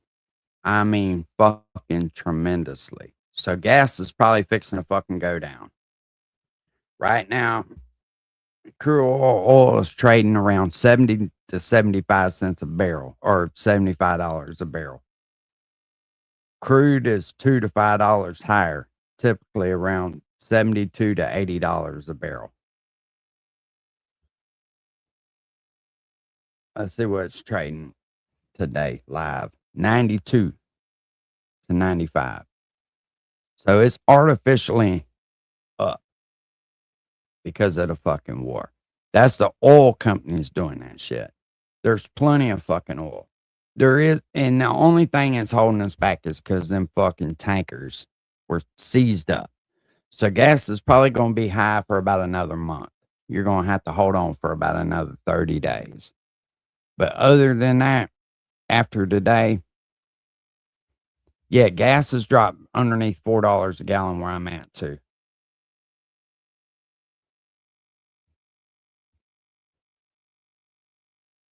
But basically, that's what the fuck's going on. I don't expect this shit. I don't expect it to get much worse than it is right now. it kind of really did surprise me that all these people were freaking out and crying about World War III. And you can get caught up with your emotions and shit. And that's what this fucking internet's designed to do. And you're going to act just like that goofy motherfucker we were just watching. That's it, Copper Top. That's it on the barrelhead. Well, listen, I got the phone call. My other tractor's ready. So I'm fixing to go pick it up. We will holler at y'all, folks. Y'all have a good day. And remember, if you're Carl, learn to wipe your ass good. Your wife's probably fucking tired of cleaning shit out of your underwear, you stupid fuck. Oh, let's watch this one last thing and then let's. Oh, hell, they done took it off the fucking internet, it looked like. So, a plane crashed around Arizona, around Phoenix. Damn.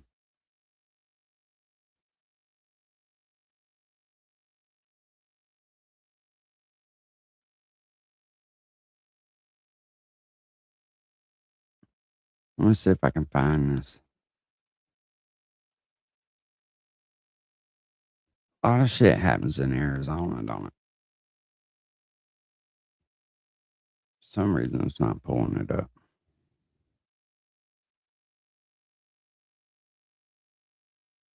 Oh, shit.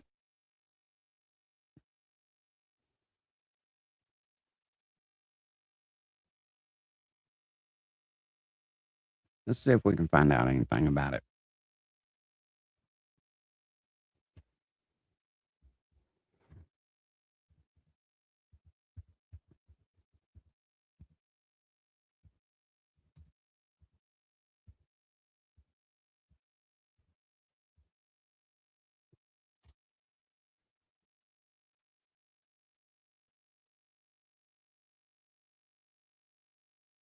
Oh, I damn sure did.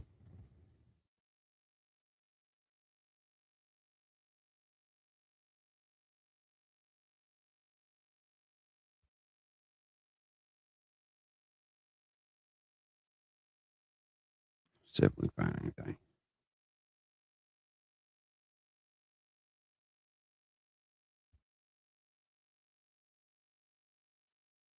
Fuck, we got pool deals. We ain't looking for no goddamn swimming pool. What the fuck's wrong with this internet?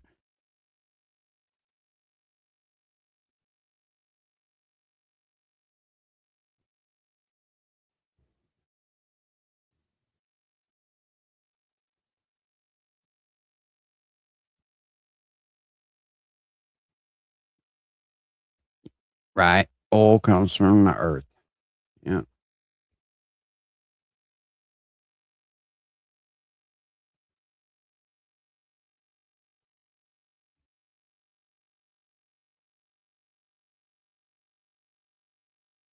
Three people were injured when a small plane crashed onto a busy Arizona road on Sunday afternoon, according to authorities. The pilot of a privately owned Republic RC-3 plane made emergency gear up landing near 7th Street and Missouri Avenue, Phoenix, around 3:25 local time, according to Federal Aviation Minister. A little bit. That's a fucking seaplane.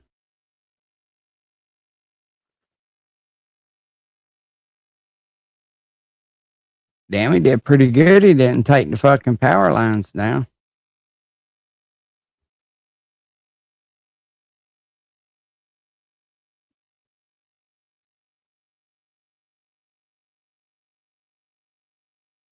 Damn, that's the second one in Arizona in days, I guess. That's crazy. What's up? You see my crazy cousin fucking over there, sparking the fuck out.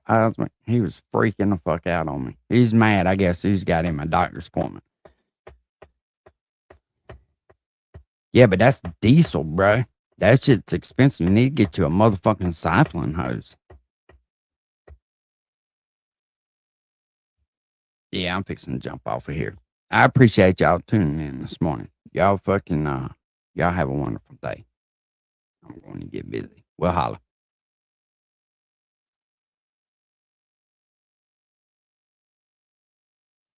9 or 10. Jesus Christ, that's fucking outrageous. All right, people, have a good day. Peace.